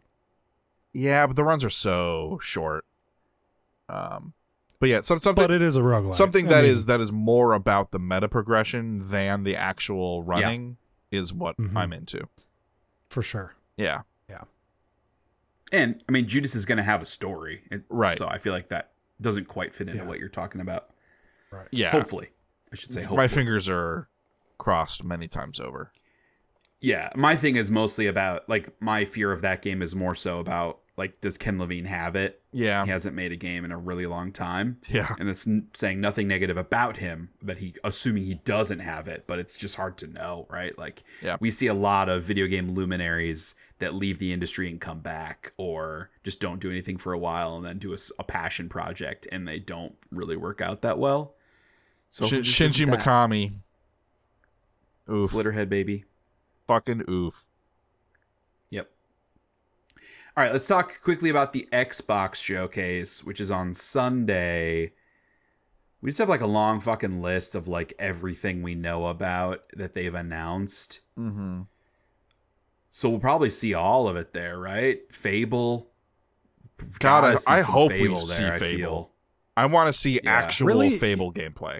Even though that's not coming out this year. Yeah. Yeah. Oh, I don't give a shit. If they only show things Wait till coming next out this year. year, it's going to be a very short showcase. I don't want to see it sure. unless it's gameplay. I just don't care about it, I guess. Yeah, I don't want to see it unless it's actual gameplay. I agree with that. I don't want a new trailer. Yeah. For Fable. We've had for like sure. 4, so it's enough. Yeah. Show it, please. Gears E-Day, I don't really see that one happening because they just announced it, teased it. And I doubt that they're going to have enough to like show in a meaningful way there. I don't see what they would show that would get people excited. Did they announce that Gears of War is coming to PlayStation? Did that happen? Did I make that up? A remake of number remaster. 1. Yeah. Okay. One, yeah. Okay. A remaster, I should say. Remaster. Right. Yeah, that comes out soon, I think. Does it? Call of Duty. I'm not super convinced we're getting a Call of Duty this year. Oh, we're getting a Call of Duty. I mean, they've said that they're not going to do a yearly model. Well, so I read Jason Schreier's book. I completely read it. And the main driver of Call of Duty of these yearly installments was Bobby Kotick. That was his whole thing, was more. Oversaturate. Yearly installments, like more, like bi-yearly if you can, whatever. Like, he was a big driver of that. And he's not there anymore. With the production cycle, development cycle, though, I mean that the one coming out this year would have been started a couple of years ago when he was still there, right? Yeah, but unless you give it more Phil time. came in and said, "Hold." Right. Sure. Give it another 6 months to a year. I would be I don't know interested. how Call I would of be Duty's interested doing to right see, now. Yeah, I don't know. I would be interested to see a Call of Duty not release in November. Like, have it release another time of the year would be interesting. Battlefield 6 also on here. Battlefield, they've done a lot of stuff with Xbox. It feels like a weird fit because they have Call of Duty. Like if they're gonna announce a Call of Duty, I would find it hard to believe they would also show Battlefield 6 at their thing. Yeah, it's just tough because But like if they're not EA's doing a Call not of Duty, doing then their they own. EA's not doing their own thing. So like, where would it be? Where would it show up? Right. They weren't Just listed wouldn't on show the up Summer at Game this, Fest stuff. and they would just do their own thing, Right. whenever the fuck they want. Yeah. That's true. Like they announced the Battlefield Labs thing a couple of months ago, just on their YouTube channel, no pomp or circumstance about it. Which is when they announced the new Battlefield. Like they announced the new game by saying, "We're doing more beta testing with people." It was just really weird strategy. Yeah. But probably what they had to do given the reception to the last Battlefield game. Sure. Ninja Gaiden 4, probably a good bet. Outer Worlds 2, we've seen a lot of that one already. Yeah. Well, they have a dedicated But showcase. it's coming out for this that. year, so. Oh, they are. It's okay. going straight from the showcase into an Outer afterwards. Worlds 2. Yeah. That's right. And then a bunch of stuff that they have announced that we haven't seen much of in a bit. Perfect Dark, Clockwork Revolution, Blade. I'm worried about Blade. I feel like that's going to be a canceled project. And then the rest of Arcane that didn't get laid off after Yeah. that train wreck Yeah. would then be gone or shuttled off to other studios. Oy. Yeah. It's just not... We should cancel the podcast. It's not fun to talk about anymore. Video games aren't Well, fun. it just goes back to what we were just talking. Just like it kills a lot of excitement when a third or more of the big AAA games that get announced get canceled before they come out. Like all that And Respawn stuff. all of the other ones that do come out don't come out for 5 years after they were announced in the first place. Like, who gives a shit? Like, what? Yeah. I miss the young, heady days when I could watch E3 and get hyped and then get disappointed when a game was delayed. Instead of now, I go in and don't get hyped because I know it's going to get delayed. Right. Like, there's no question it's going to get delayed. So why get hyped? Getting old sucks. Knowledge. Wisdom. Wisdom is pain. Need that on a t-shirt. with an upside down American flag on the back. What does that signify? What does the upside down flag signify? Who gives a shit? Something racist, probably. Why did you say you wanted it on the shirt? Because it was a joke about like being edgy. Okay. Wisdom is pain. Okay, but I thought Because that's like one of those like Okay, I just thought you on knew the back what. of like. fine. Don't call me by my first name. Call me a soldier, Fellas. a provider, a husband, Fellas. an Oklahoman. Yeah, what's up, Cody? You got a problem? My Audacity says 3 hours and 40 minutes, and we have 3 pages of text to go through still. Now, to be fair, in at mind- least 40 minutes of that 3 hours and 40 minutes is me using the bathroom. So, a little peek behind the curtains for the folks at home. Don't worry, I'm not viewers. saying- We edited around that. I'm not saying for a long podcast. I'm saying it's bedtime here, all right? Yeah, it's midnight. Cody's still So- he's still a newbie I'm still for the Shay and Kyle show. Oh yeah. Okay, you're not wrong. Go into the wee hours of the morn.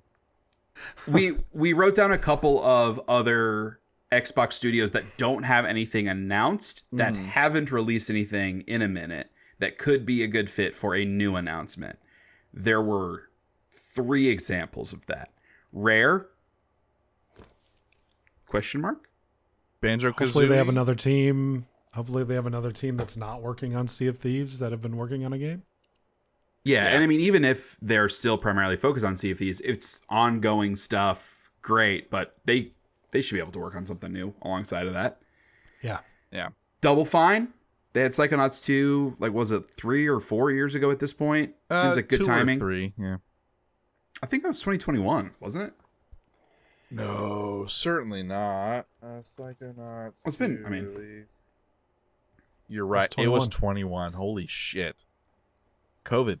Crazy. Crazy. Um, So that Yeah. feels like it's been enough time for them Yeah. to announce the next thing.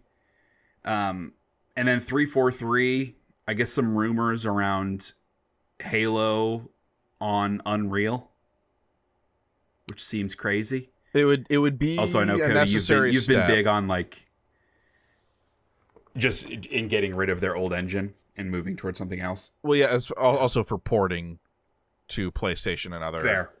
Yep. platforms. Because, yeah, Cody, you've been talking a lot about Halo coming to PlayStation. Like, you think the next Halo will be on PlayStation? For sure. For sure. I don't It's only disagree. a matter I of don't time. think... I was going to say it's only a matter of time. As I was saying it, I was actually sort of disagreeing with myself, but it's only a matter of time before the Master Chief Collection gets to PlayStation. But also the Master Chief Collection fucking sucks, so I don't know that would make its way there. But that is sort of the way to play the games. It's just a shitty way to play the games. Right. Yeah. Yeah. So I definitely don't think we're going to see the next Halo yet. It seems like they don't really know what's happening with the though next it Halo has yet. been a minute since Infinite. Yeah, but they I completely still agree. retooled that team. Yes.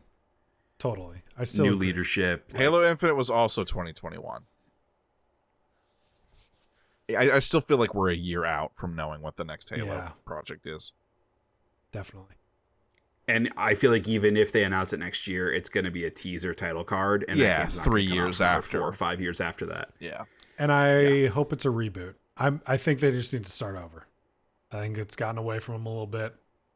Just start over. Yeah.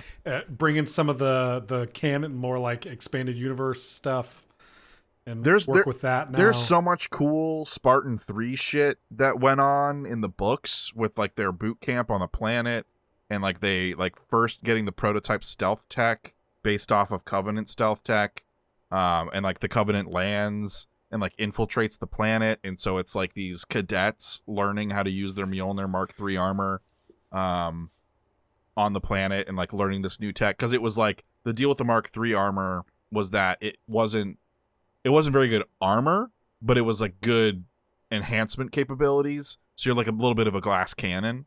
And so like them trying to navigate that and suffering losses and stuff because of that, I think could be interesting to be like a little bit more of like a covert Spartan would be cool, with different sets of capabilities and equipment and stuff. hear me out. Yeah. A class-based PvPvP extraction shooter with Halo. PvP. You guys want that? PvPvP? PvPvE. No. Class-based No. Halo Take out the extraction PvP. shooter. Don't you guys want to play that? Take out the PvP. It's all the rage. PvPvP. Everybody, like, it's what everyone wants. It's what everyone's doing. I thought you were going to say a class-based multiplayer, like, Battlefront Halo game, which I have been pitching to everybody I know for the past 20 years. So that could hit big. Yeah. Could. It won't. We were nearly teenagers 20 years ago. That's just so fucking sad. Yeah. Anyway. It's not good. So what else from Xbox? State of Decay 3? That's been delayed a couple of times. Yeah. A little worried about that Persona one. 4 Remake has been a rumor. Yeah. And then this last one on here is pretty much a definite, which is Indiana Jones and the Great Circle DLC. Yeah, Circle of Giants. Yeah. I hope we get another one of those. I hope that gets a sequel, a full-fledged sequel, not just DLC. 100%. That game rocks. Yeah. I could do with one of those every 3 or 4 years. Absolutely. Yep. Like, that might be ambitious, but I would. Would you take another one of those before another Wolfenstein? I would. I like Wolfenstein a lot, but like I already had 3, technically 4 of them, and then also Youngbloods, which we don't talk about. I would take another Indiana Jones. Like when this DLC comes out, because I played Indiana Jones and the Great Circle on Game Pass on my computer. I have it on PS5 now physically. When the Circle of Giants DLC comes out, I'm gonna play through it again on PS5. Nice. Huh. It doesn't really feel like a game that I would be interested in replaying. I'm not gonna like get all the shit, but it's so story focused and like the exploration is not the strong suit.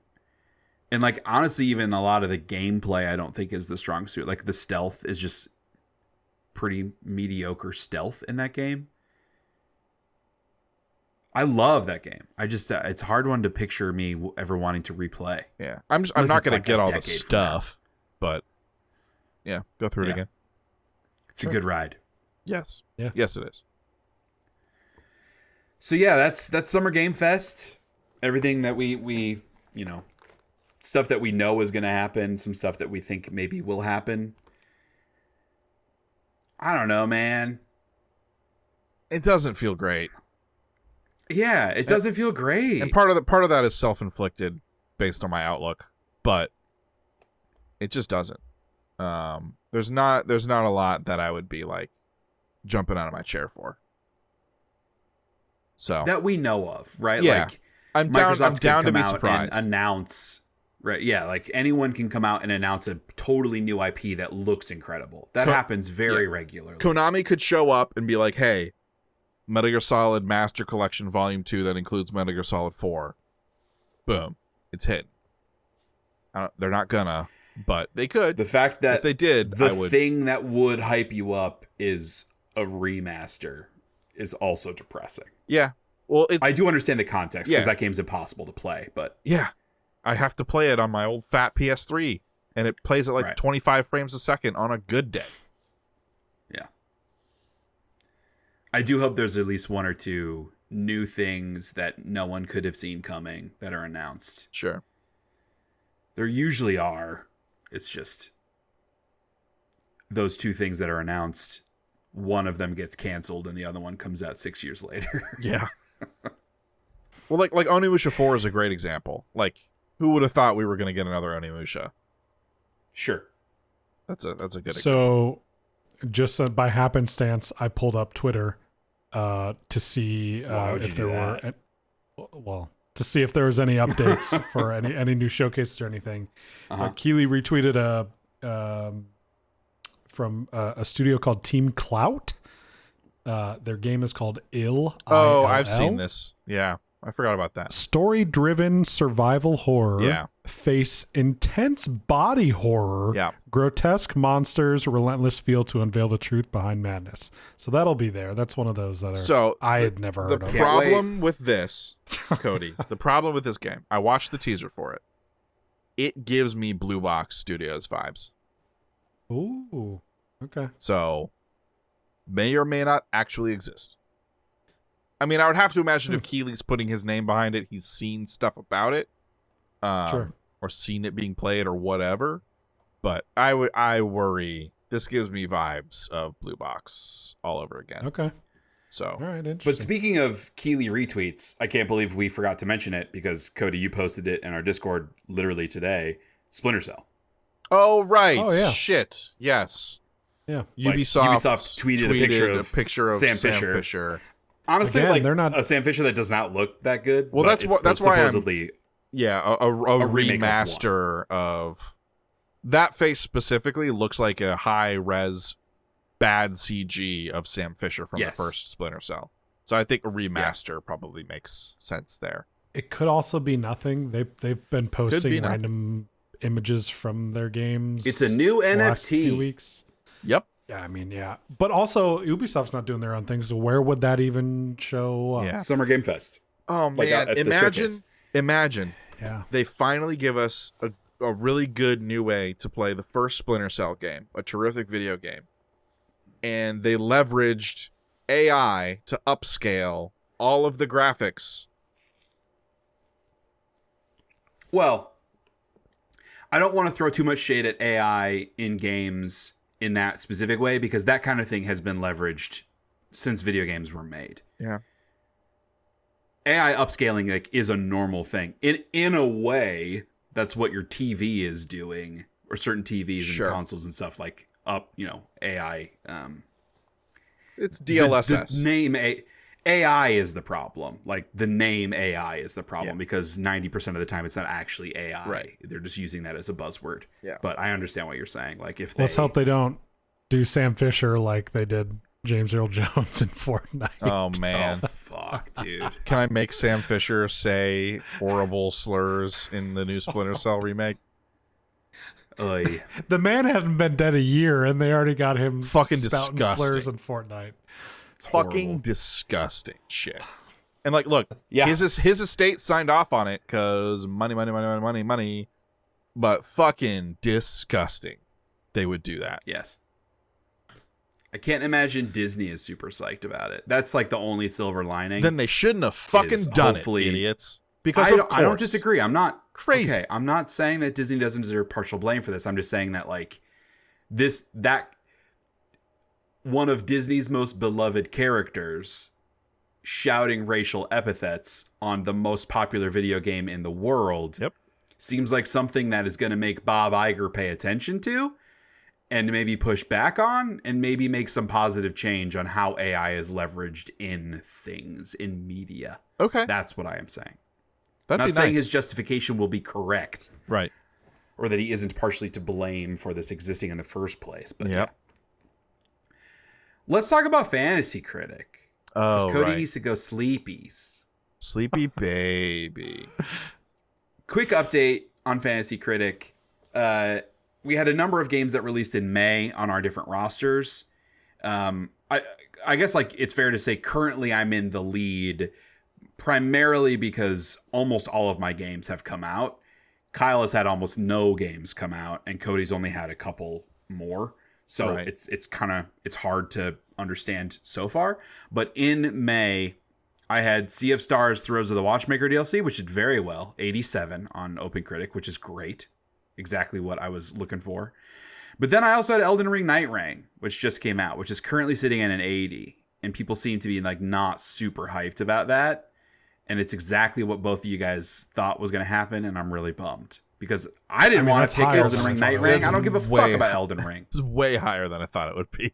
Yeah. It's still 10 points. Yeah. So it's not a negative. Yeah, but it was like my second round pick or third round pick, Yeah. which makes it tough for the scores. So right now I have only two of my 12, 16. How many did we draft? 16? 12? 12. only 2 of my 12 games that I drafted have not come out. One of them is the 3D Mario game, which is not going to come out, so I'm going to get a big fat 0. The other one is Skate Story, which I'm hoping we get a release date from Devolver Digital at Summer Game Fest. The only thing that I wanted to call out, which I'm patting myself on the back on, my 10 games that did come out, 6 of them have gotten an 87 or higher. I feel like that's pretty good. That is really good. The 0 is going to hurt, I think. And because I feel like that right now it's a pretty tight race between Cody and I, at least in terms of Cody's projections. No shade at you, Kyle, but it looks like it's going to be between Cody and I. Yeah. And it's looking like Cody's games are pretty much, at least theoretically, should all come out this year. And if that does happen, I might be screwed because the 0 is big. Yeah, Shay, you only have one game that's below an 80 even. Yeah. Yeah. Civ 7. It's really Pretty good. happy. And even that's 79. Yeah, I only have 3 games out right now. Kyle, you actually have more than me. Mm-hmm. You have 5. Oh, is that right? Right now. I know, Cody, Yeah. you've got a lot in June and July. Like they're like June through August, you have like 5 or 6 total games. Mm-hmm. This But Kyle- month I'll have... Oh, go ahead. I was just going to say, in May, Kyle had Doom the Dark Ages, which is at an 85, which is very solid. Yeah. But in June, Cody's got Mario Kart World and Death Stranding 2, which are both pretty safe bets for Should do pretty good. Yeah. 85 plus at least. Yeah, I would think so. Yeah. I wouldn't be shocked at all to see both of them at a 90. I like that. have Donkey Kong Bonanza, which comes out in July. I think that one's going to do pretty well. Yeah. I don't know. I've heard sure. some mixed things about that. People that have been playing at the preview stuff. I've heard a lot of people being like, it feels a lot more kid oriented than they expected. Interesting. Not that I think it's going to be bad, but yeah. Since people have been getting hands-on, I've been like, oh, interesting. People are saying it's more of a kid's game than like a Minecraft style. I mean, aren't all Nintendo games sort of Yes. that? No, I mean, maybe in terms of like the spirit, right? But like, I wouldn't call Super Mario Odyssey a kid's game. Oh, I sure. I wouldn't it call is. Legend of Zelda Tears of the Kingdom a kid's game. What? Maybe not. Maybe the Zelda. Zelda ones, but the Mario Odyssey's Mario Odyssey for is for little. sure. stinky I'm just saying, like, babies. as a person with kids, having them play a video game, there is no way that they would be able to play something like Super Mario Odyssey. We're not talking about 6-year-olds. Talk about the 9 to 11. Well, That's kind of what prime- I'm talking about. That's prime kids playing video games. Yeah. Target. Okay. Doesn't matter. You're right. It It's doesn't. a pointless argument. I don't care anymore.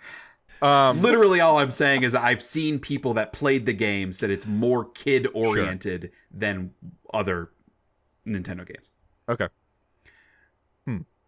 In mid-July, we are doing our second draft post Summer Game Fest, where we will each be drafting 6 new games and 2 new, what are they called? Pickups. Oh, counter No. picks. Counter picks of games that either we think aren't going to release or are going to be bad. Yeah. So that could totally shake shit up for sure. Good. I'm I'm still right going to now, lose, I feel like but it's it pretty could. neck and neck. Yeah. This is really a race Yeah. between Cody and Shay going forward. At least right now. But again, we'll see what happens. I'm going to set my strategy early, just to let people know ahead of time. I'm just going to pick games that I like and see what happens. That's my strategy. Why not? Okay, we'll do a quick email. It's a good tie-in to our quick question and what we've been chatting about. If you want to send us an email, you can send us an email to partyselectpod@gmail.com.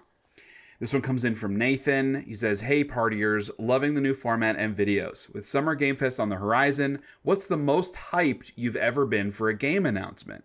For me, it was Final Fantasy VII Remake. Final Fantasy VII is one of my favorite games of all time, and after years of rumors and teases and ported remasters, I never thought it would actually happen. But as soon as I saw Cloud's Buster Sword, I was so hype. Keep up the good work, Nathan." I'll start because, Cody, you stole mine in the quick question. The first one that came to my mind was the God of War 2018 reveal and specifically that moment where Kratos comes out. I also very much remember when BioShock Infinite was announced, because this was like, I was so anti BioShock 2 because Ken Levine and Irrational didn't work on it.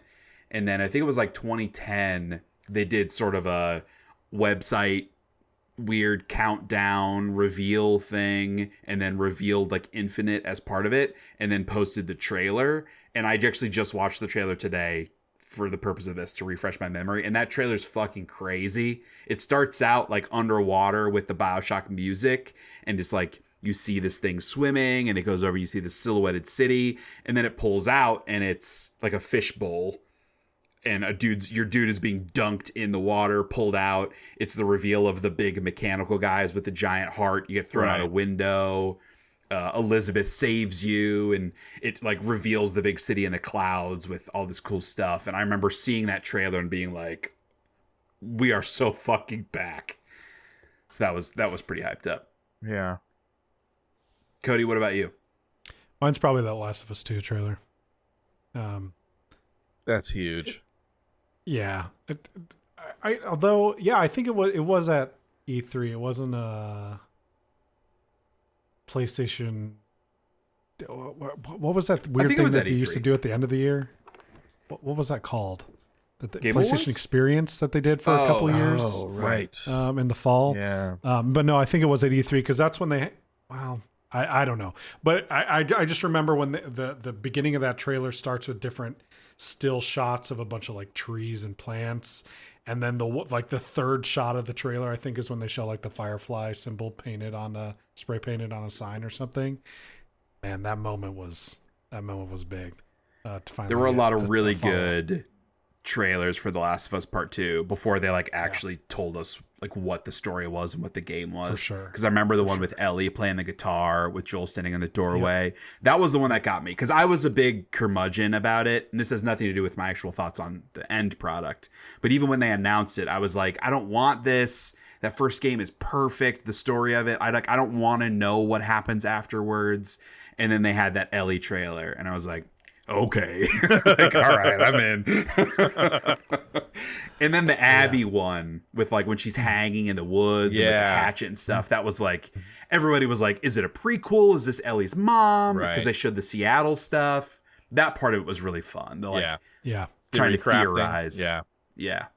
They did go a little far with throwing you off the scent of what happens in 2, because there's a trailer they released later where Ellie's about to shoot someone with a rifle, and Joel like puts a hand on her shoulder, right? And he's not actually in that spot in the game, and he's not actually there.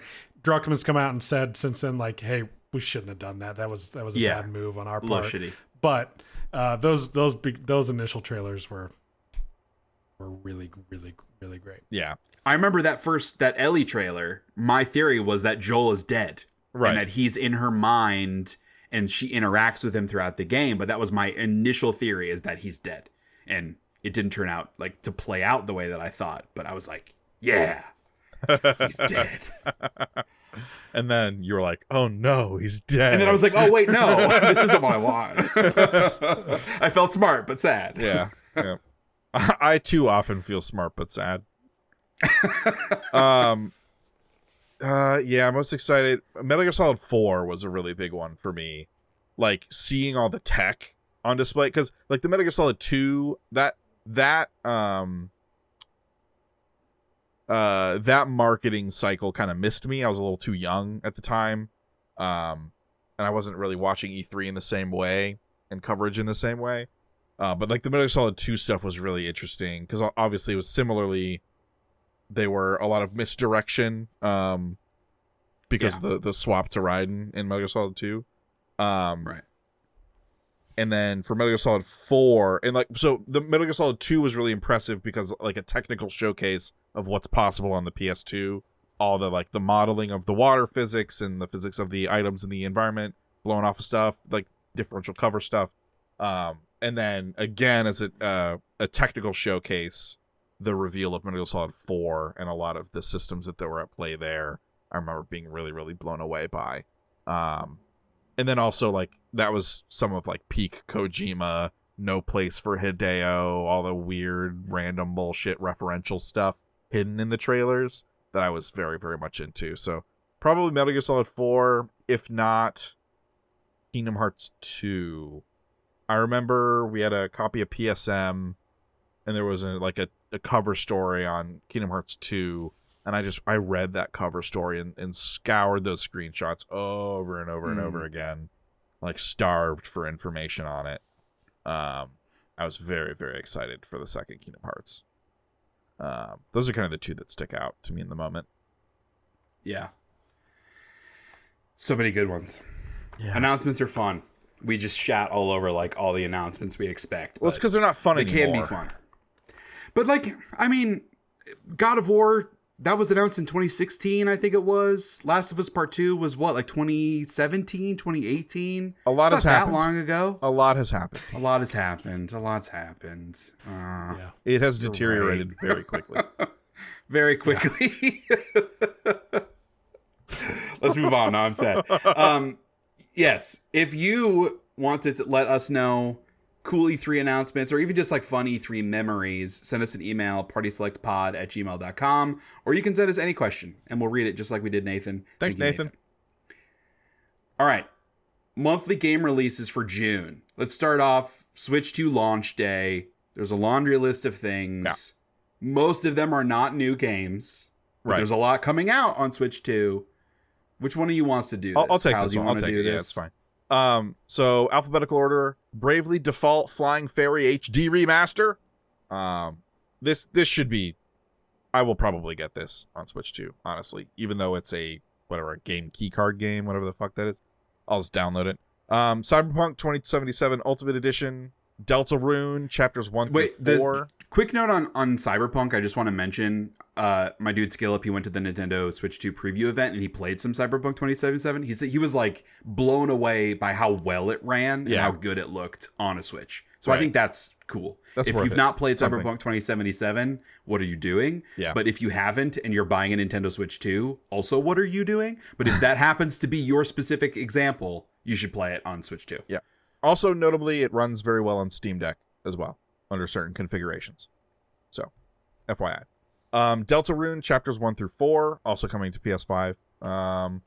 Fast Fusion, Fortnite, Hitman World of Assassination, the Signature Edition, Hogwarts Legacy, Kunitsugami Path of the Goddess, which I find interesting.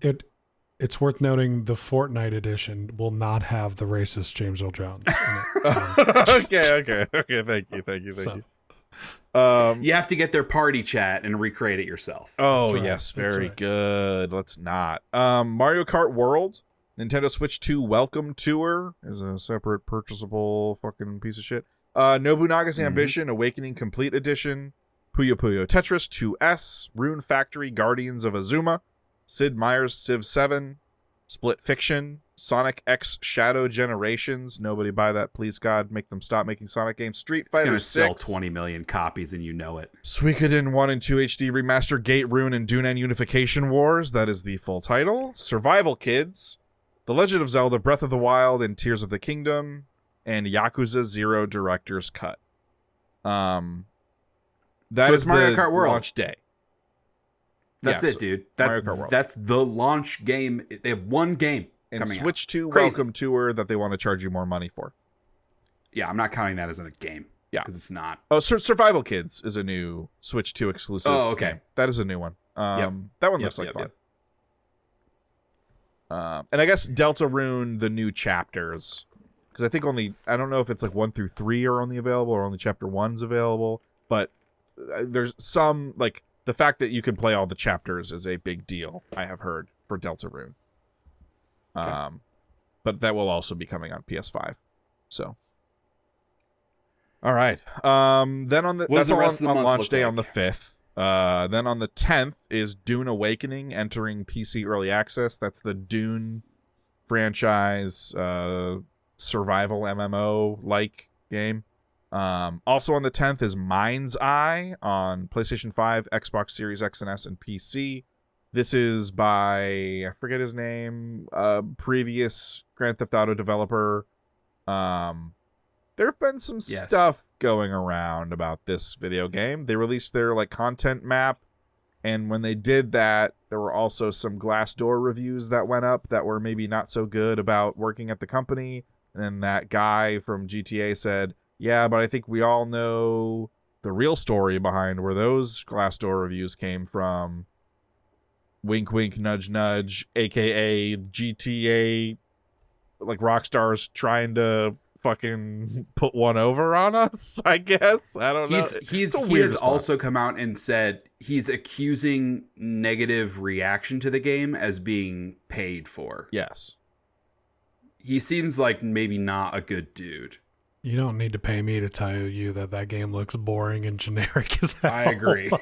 But what if he's right? We are. It comes out on the 10th, so we are about 2 weeks away from him going on Twitter and being like, "If you want to play an anti-DEA game, go check out Mind's Eye." Like that. That tweet is in his drafts. I have pre-ordered a copy of this video game. I will be checking it out, and I will be talking about it on next month's podcast. Can't wait. I'm doing the Lord's work. If the Lord is Randy Pitchford. I don't know. What's an analog? Anyways, also no on time the 10th, for blueprints, plenty of time for Mind's Eye. Yeah, that's right. Also on the 10th, Warhammer 40k Space Marine Master Crafted Edition on Xbox Series X and S and PC. On the 13th is The Altars, a game I'm very much looking forward to, coming on PS5, Xbox Series X and S, and PC. I think it's coming to Game Pass on day one. Okay. I know, Cody, you're excited about this too. This is a cool sort of life sim, but the life people that you're managing are all clones of yourself. It's got a very cool sci-fi, maybe some, not spooky, but like unsettling aesthetic to it. Very excited. I want to go in as blind as I can and just see what's up. Yeah. On the 16th is the Gex trilogy coming to PS5, Xbox Series X and S, Switch, and PC. I will not be playing this when it comes out, unfortunately. I ordered it physically through Limited Run Games, so I gotta wait until that gets here to play it. As a huge Gex defender, yeah, I'm not super interested in playing this. What was that? That was Gex Offender? Gex Defender. That's good, though. Defender. Okay. Oh, man. That should be the podcast title. That's Gex 4. Gex 4. Gex Offender. Fuck. All right, you know what? This 4-hour podcast just justified itself. Oh, boy. All right, on the 17th is Date Everything, which is exactly what it sounds like. It's a dating sim where the things in your house turn into hot people. It looks hilarious and very wholesome, and also not wholesome. I wonder what kind of vice president's gonna love this game. Yeah. Oh, couchy. Because you could fuck a couch. Allegedly. Allegedly. He didn't do it, but he did. But he didn't. Uh-huh. He didn't. But he did, though. I would be interested to know what my Resident Evil 4 GameCube chainsaw controller would turn into. Probably like one of the nurses from like a Silent Hill style nurse. Where she got that booty, she got that mini skirt, but she doesn't have a face. But with chainsaw arms. I could make it work. Also on the 17th is FBC Firebreak, coming from the fine folks at Remedy. That's on PS5, Xbox Series X and S, and PC. Also on the 17th is Lost in Random, The Eternal Die, a follow-up to Lost in Random. Coming out on PS5, Xbox Series X and S, Switch, and PC. This is interesting. I want to say this is made by the Midnight Walk people. Lost in Random developer. Zoink Games, Thunderful. The Midnight Walk developer. No, they are not. Why did I think maybe they're published? I don't know, whatever. But they share a lot of the same visual identity. I will say. I don't really know what kind of game Lost in Random is, but I don't know. at one point in time wanted to check it out and never did, so maybe I will. On the 19th is Rematch, which is the new game from Slow Clap. They're the ones that made Sifu and Absolver, and rather than make a really deep hand-to-hand combat game, they're making Rocket League, but if you took the cars and replaced them with people.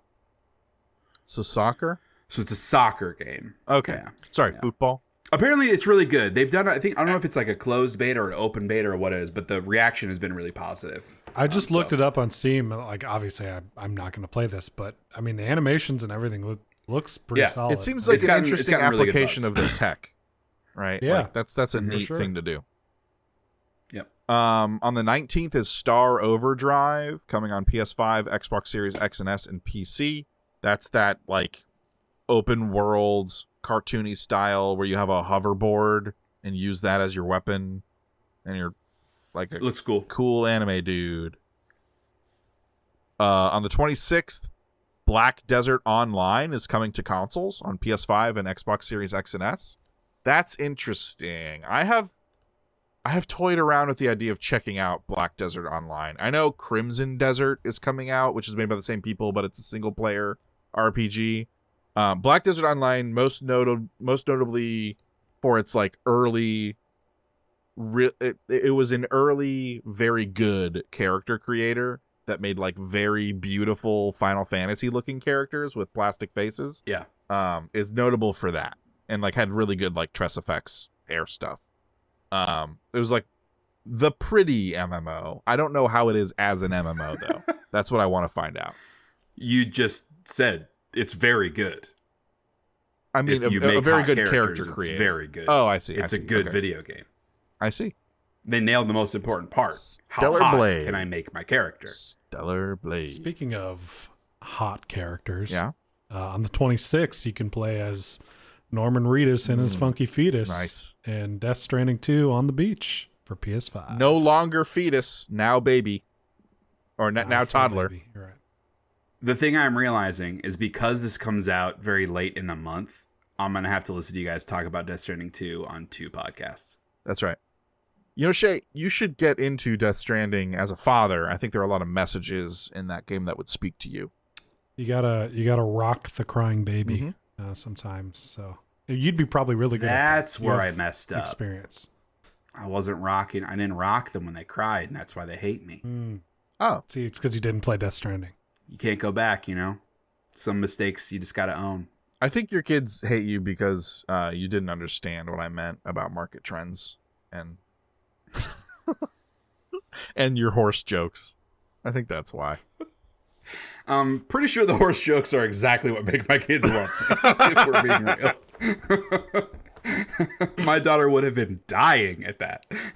Dad, I didn't like when you argued with Uncle Kyle about market trends. I don't know why you're doing this weird lisp that my daughter doesn't have. It's just generic kid voice. Like, She's a really avid listener of the podcast. Yeah, for sure. She's also not going to like that you guys argued about your taste and competitive multiplayer games. She's going to have a problem with Yeah, she's really not into conflict. So frankly, she should stay away from PvPvE games. well, she's a big Helldivers fan, so she got the PvE stuff down. Right. that. Anyway. Yeah, go Death ahead. Stranding 2 on the 26th, and then also on the 26th, Ruffy and the Riverside on PS5, Xbox Series X and S, Switch 1, and PC, also presumably playable on Switch 2. I don't know. This is it's one of those Paper Mario-like fun, fancy-free 2D paper sprites in a 3D world environment, kind of fun indie games. It's sort of shtick though is that you can take like textures in the world and put them on other objects. Yes. So like if there's a waterfall, you throw that grass up on the waterfall and then you can climb up the waterfall because it's made out of grass now. Right. So that's the shtick there. Yeah. Also on the 26th is the System Shock 2 25th Anniversary Remaster, coming to PS5, Xbox Series X and S, PS4, Xbox One, Switch, and PC. aka everything. This I would be really into this. I fell off the first System Shock, like the remake, just because of some of like the archaic and confusing, just like frankly, the main narrative path is confusing and unnecessarily obfuscated. And I respect that By they design. kept that. Yeah, I respect that they kept that. I think that was probably the right move, because it made me respect and understand the experience more as like a piece of history, less so as a video game. That's fine. I'm interested to see what their approach with System Shock 2 is. Probably the same approach, but I do have very fond memories of playing System Shock 2, so hopefully this hits pretty well for me. I think this would be a lot of fun. And then last item on the list, also technically within the Switch launch window, on the 27th, is Tamagotchi Plaza. This game looks fucking weird. Really, really weird. I don't really know what it is as like a video game or experience. It seems like a a playground where you like interact with little characters and then like let them go off and do their thing and then witness funny like interactions. I don't know. PlayStation Home meets the Miiverse. Yes. Yeah. I don't know how much actual game is in there or how much just like look at these crazy fun things that are happening and watch. I have no idea. That's on the 27th. And that brings us to the end of our very long list. All I know about Tamagotchi Plaza is that it makes me think of Nakatomi Plaza That's not good. from Die Hard, which would be a very different game, I think. Yeah. if you put Tamagotchis. I would love to In see the a movie Die Hard. Tamagotchi in an air vent talking on a walkie-talkie. Would be very fun. I would like to see one walk on glass. Yeah. I'd like to see John McClane in the vent pull out his Tamagotchi and feed him. Or see him doesn't in die. Tamagotchi Plaza. Just like, Yeah, right. Hey, an Eli B handled .wave or whatever video coming soon. right. Bruce Willis and Tamagotchi Well, yeah, Plaza. that's June. Obviously, the Switch 2 will be the biggest thing. You guys are both getting one. I'm not. So we'll be curious to hear you talk about... I don't know. Are you guys getting Mario Kart? Yeah. I don't know if I'll play it or not. Just because but- you kind of have to? Well, Kara Yeah. wants to play it, so I see. that's why we're getting it on launch, is because Kara really wants to play Mario Kart, and Mario Fair. Party. But yeah, But yeah, I feel like, obviously Death Stranding 2 is also a big hitter. That's later in the month. But other than the Switch 2 and Death Stranding, there's not a lot of like big stuff. So good month for backlogs for sure. Yeah. But for us in Game Select, there was like a really good fit, I think, for the kinds of games that we enjoy and also facilitate us playing stuff together, which is FBC Firebreak. So it's a 3-player co-op PvP or PvE game. It's exactly what we want to play. Yeah. And it's made by a studio we love in a, setting that we enjoy. So yeah, we're gonna check that out in June. If you want to also play it and write us an email, let us know your thoughts, you can do that at partyselectpod@gmail.com. We'll read it on next month's flagship episode as part of our discussion. Would be great to hear from you. That kind of brings us into the multi-content schedule, because you're going to hear some FBC Firebreak built into this too. So, you're listening to the flagship podcast. Later the week this posts, we will be live streaming Summer Game Fest, the main showcase on Friday, June 6th. We're going to live react and actually do it live. on We YouTube. had done live reacts on YouTube. Thank you. We had done live reacts on YouTube for some of the Nintendo stuff, like the Switch 2 big reveal thing, but we didn't actually watch it live and react. We recorded ourselves watching it after the fact live, and we're going to live stream it. Yeah. So hopefully it goes okay. Hopefully. Yeah, so we'll be doing that Friday night. I think it's at 5 is the actual showcase on Yeah. Friday. And then we'll also be streaming the Microsoft showcase on Sunday the 8th at 1 o'clock Eastern time. So those will be super fun. Come hang out on YouTube. You can be in the chat. We would love for you to be there and let us know what if you're hyped about stuff. yeah. We're going to have to pretend to be hyped about stuff. Isn't that what people do? We talked about the streamer bait, like overreacting to everything. That's the thing I'm not going to do. Yeah. Yes, and That's fair. no. Yes, and I'm not doing that. The rule of improv. Fun. Yeah. Yeah, Yes, and but no. There are also like maybe a couple other random test live streams for some other types of content we're looking at doing as like tie-ins to our retrospectives of like best and worst games of each year. Maybe when this goes up, one of those already happened. maybe By the time you're listening to this. If it the best way to goes know, okay. go to Party Select on YouTube. Link is in the description of this podcast or in the description of this YouTube video. If you're watching it on YouTube, you can just hit the subscribe button. Yeah. Hit the notification button that tells you when we're going live, when we go live. Ring that You won't miss bell, it. We're gonna- baby. Yeah, man. We're going to try to start experimenting a little bit with the live streaming stuff and see if we enjoy it. Yeah. So, we'll do that as part of Summer Game Fest. And then moving to the middle of the month on June 12th, we have our second Fantasy Critic Draft that I mentioned before. That episode will go live. That will also only be on YouTube. And then on the 16th, the following week, we will be posting Best Games of 2002. That'll be both a video and an audio podcast for our audio listeners. And then on the 21st, on Saturday, we're going to be live streaming some FBC Firebreak. Yeah. I'm traveling the week before, and so we can't do it like the day the game comes out.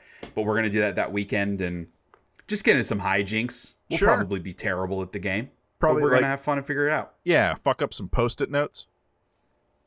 Hell yeah. Yeah.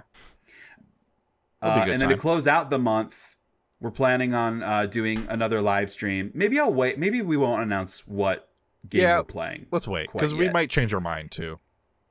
Yeah, it ties into what Kyle said. It ties into some of the best games, worst games stuff we've been chatting about. We want to start playing some of those games. So Yeah. plan for a June 30th live stream on YouTube. So lots of live streaming, lots of YouTube stuff. Please go there. Don't leave, but like please go to YouTube. Go Yeah. to youtube.com and find our podcast. I don't know how you do that, but find it. Click on the description of this. I imagine you would type in Party Select in the search bar. I don't know. Would that work? Filter I've for not tried it. channels. Yeah, maybe. Yeah. I don't know. It seems like a lot of effort. I can't just find it if I go to Yeah. youtube.com. But it's okay. Like we said, the link's in the description. So Links in the description. if Go you there, are, if subscribe. you're watching this on YouTube, there are so many places you could click on the page to go to our channel. Honestly, dude, if you're watching this on YouTube and you don't know how to find our channel, I don't know. I don't know what to say.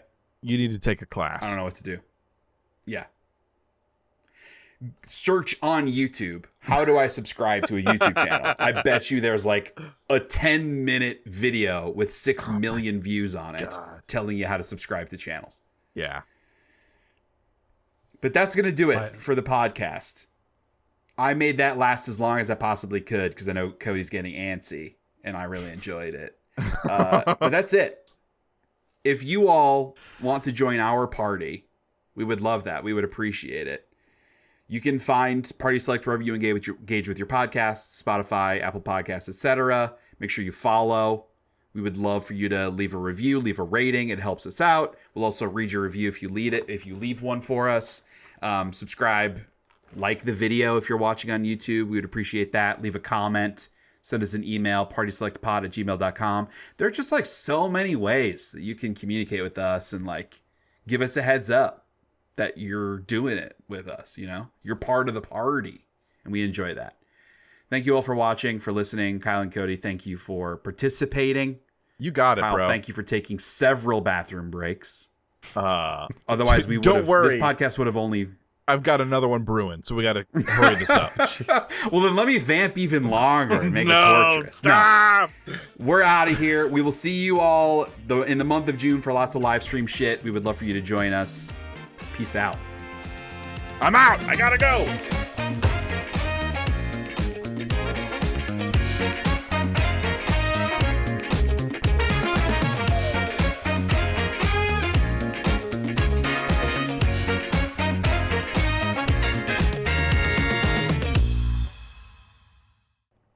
All right, let's I change need gears. bathroom break. Continuity purposes, you got to put the hat exactly how it was. Shat so hard, my hat was askew. Well, cool. All right, bathroom break That again. sounds like a good time. Sorry, bathroom break again.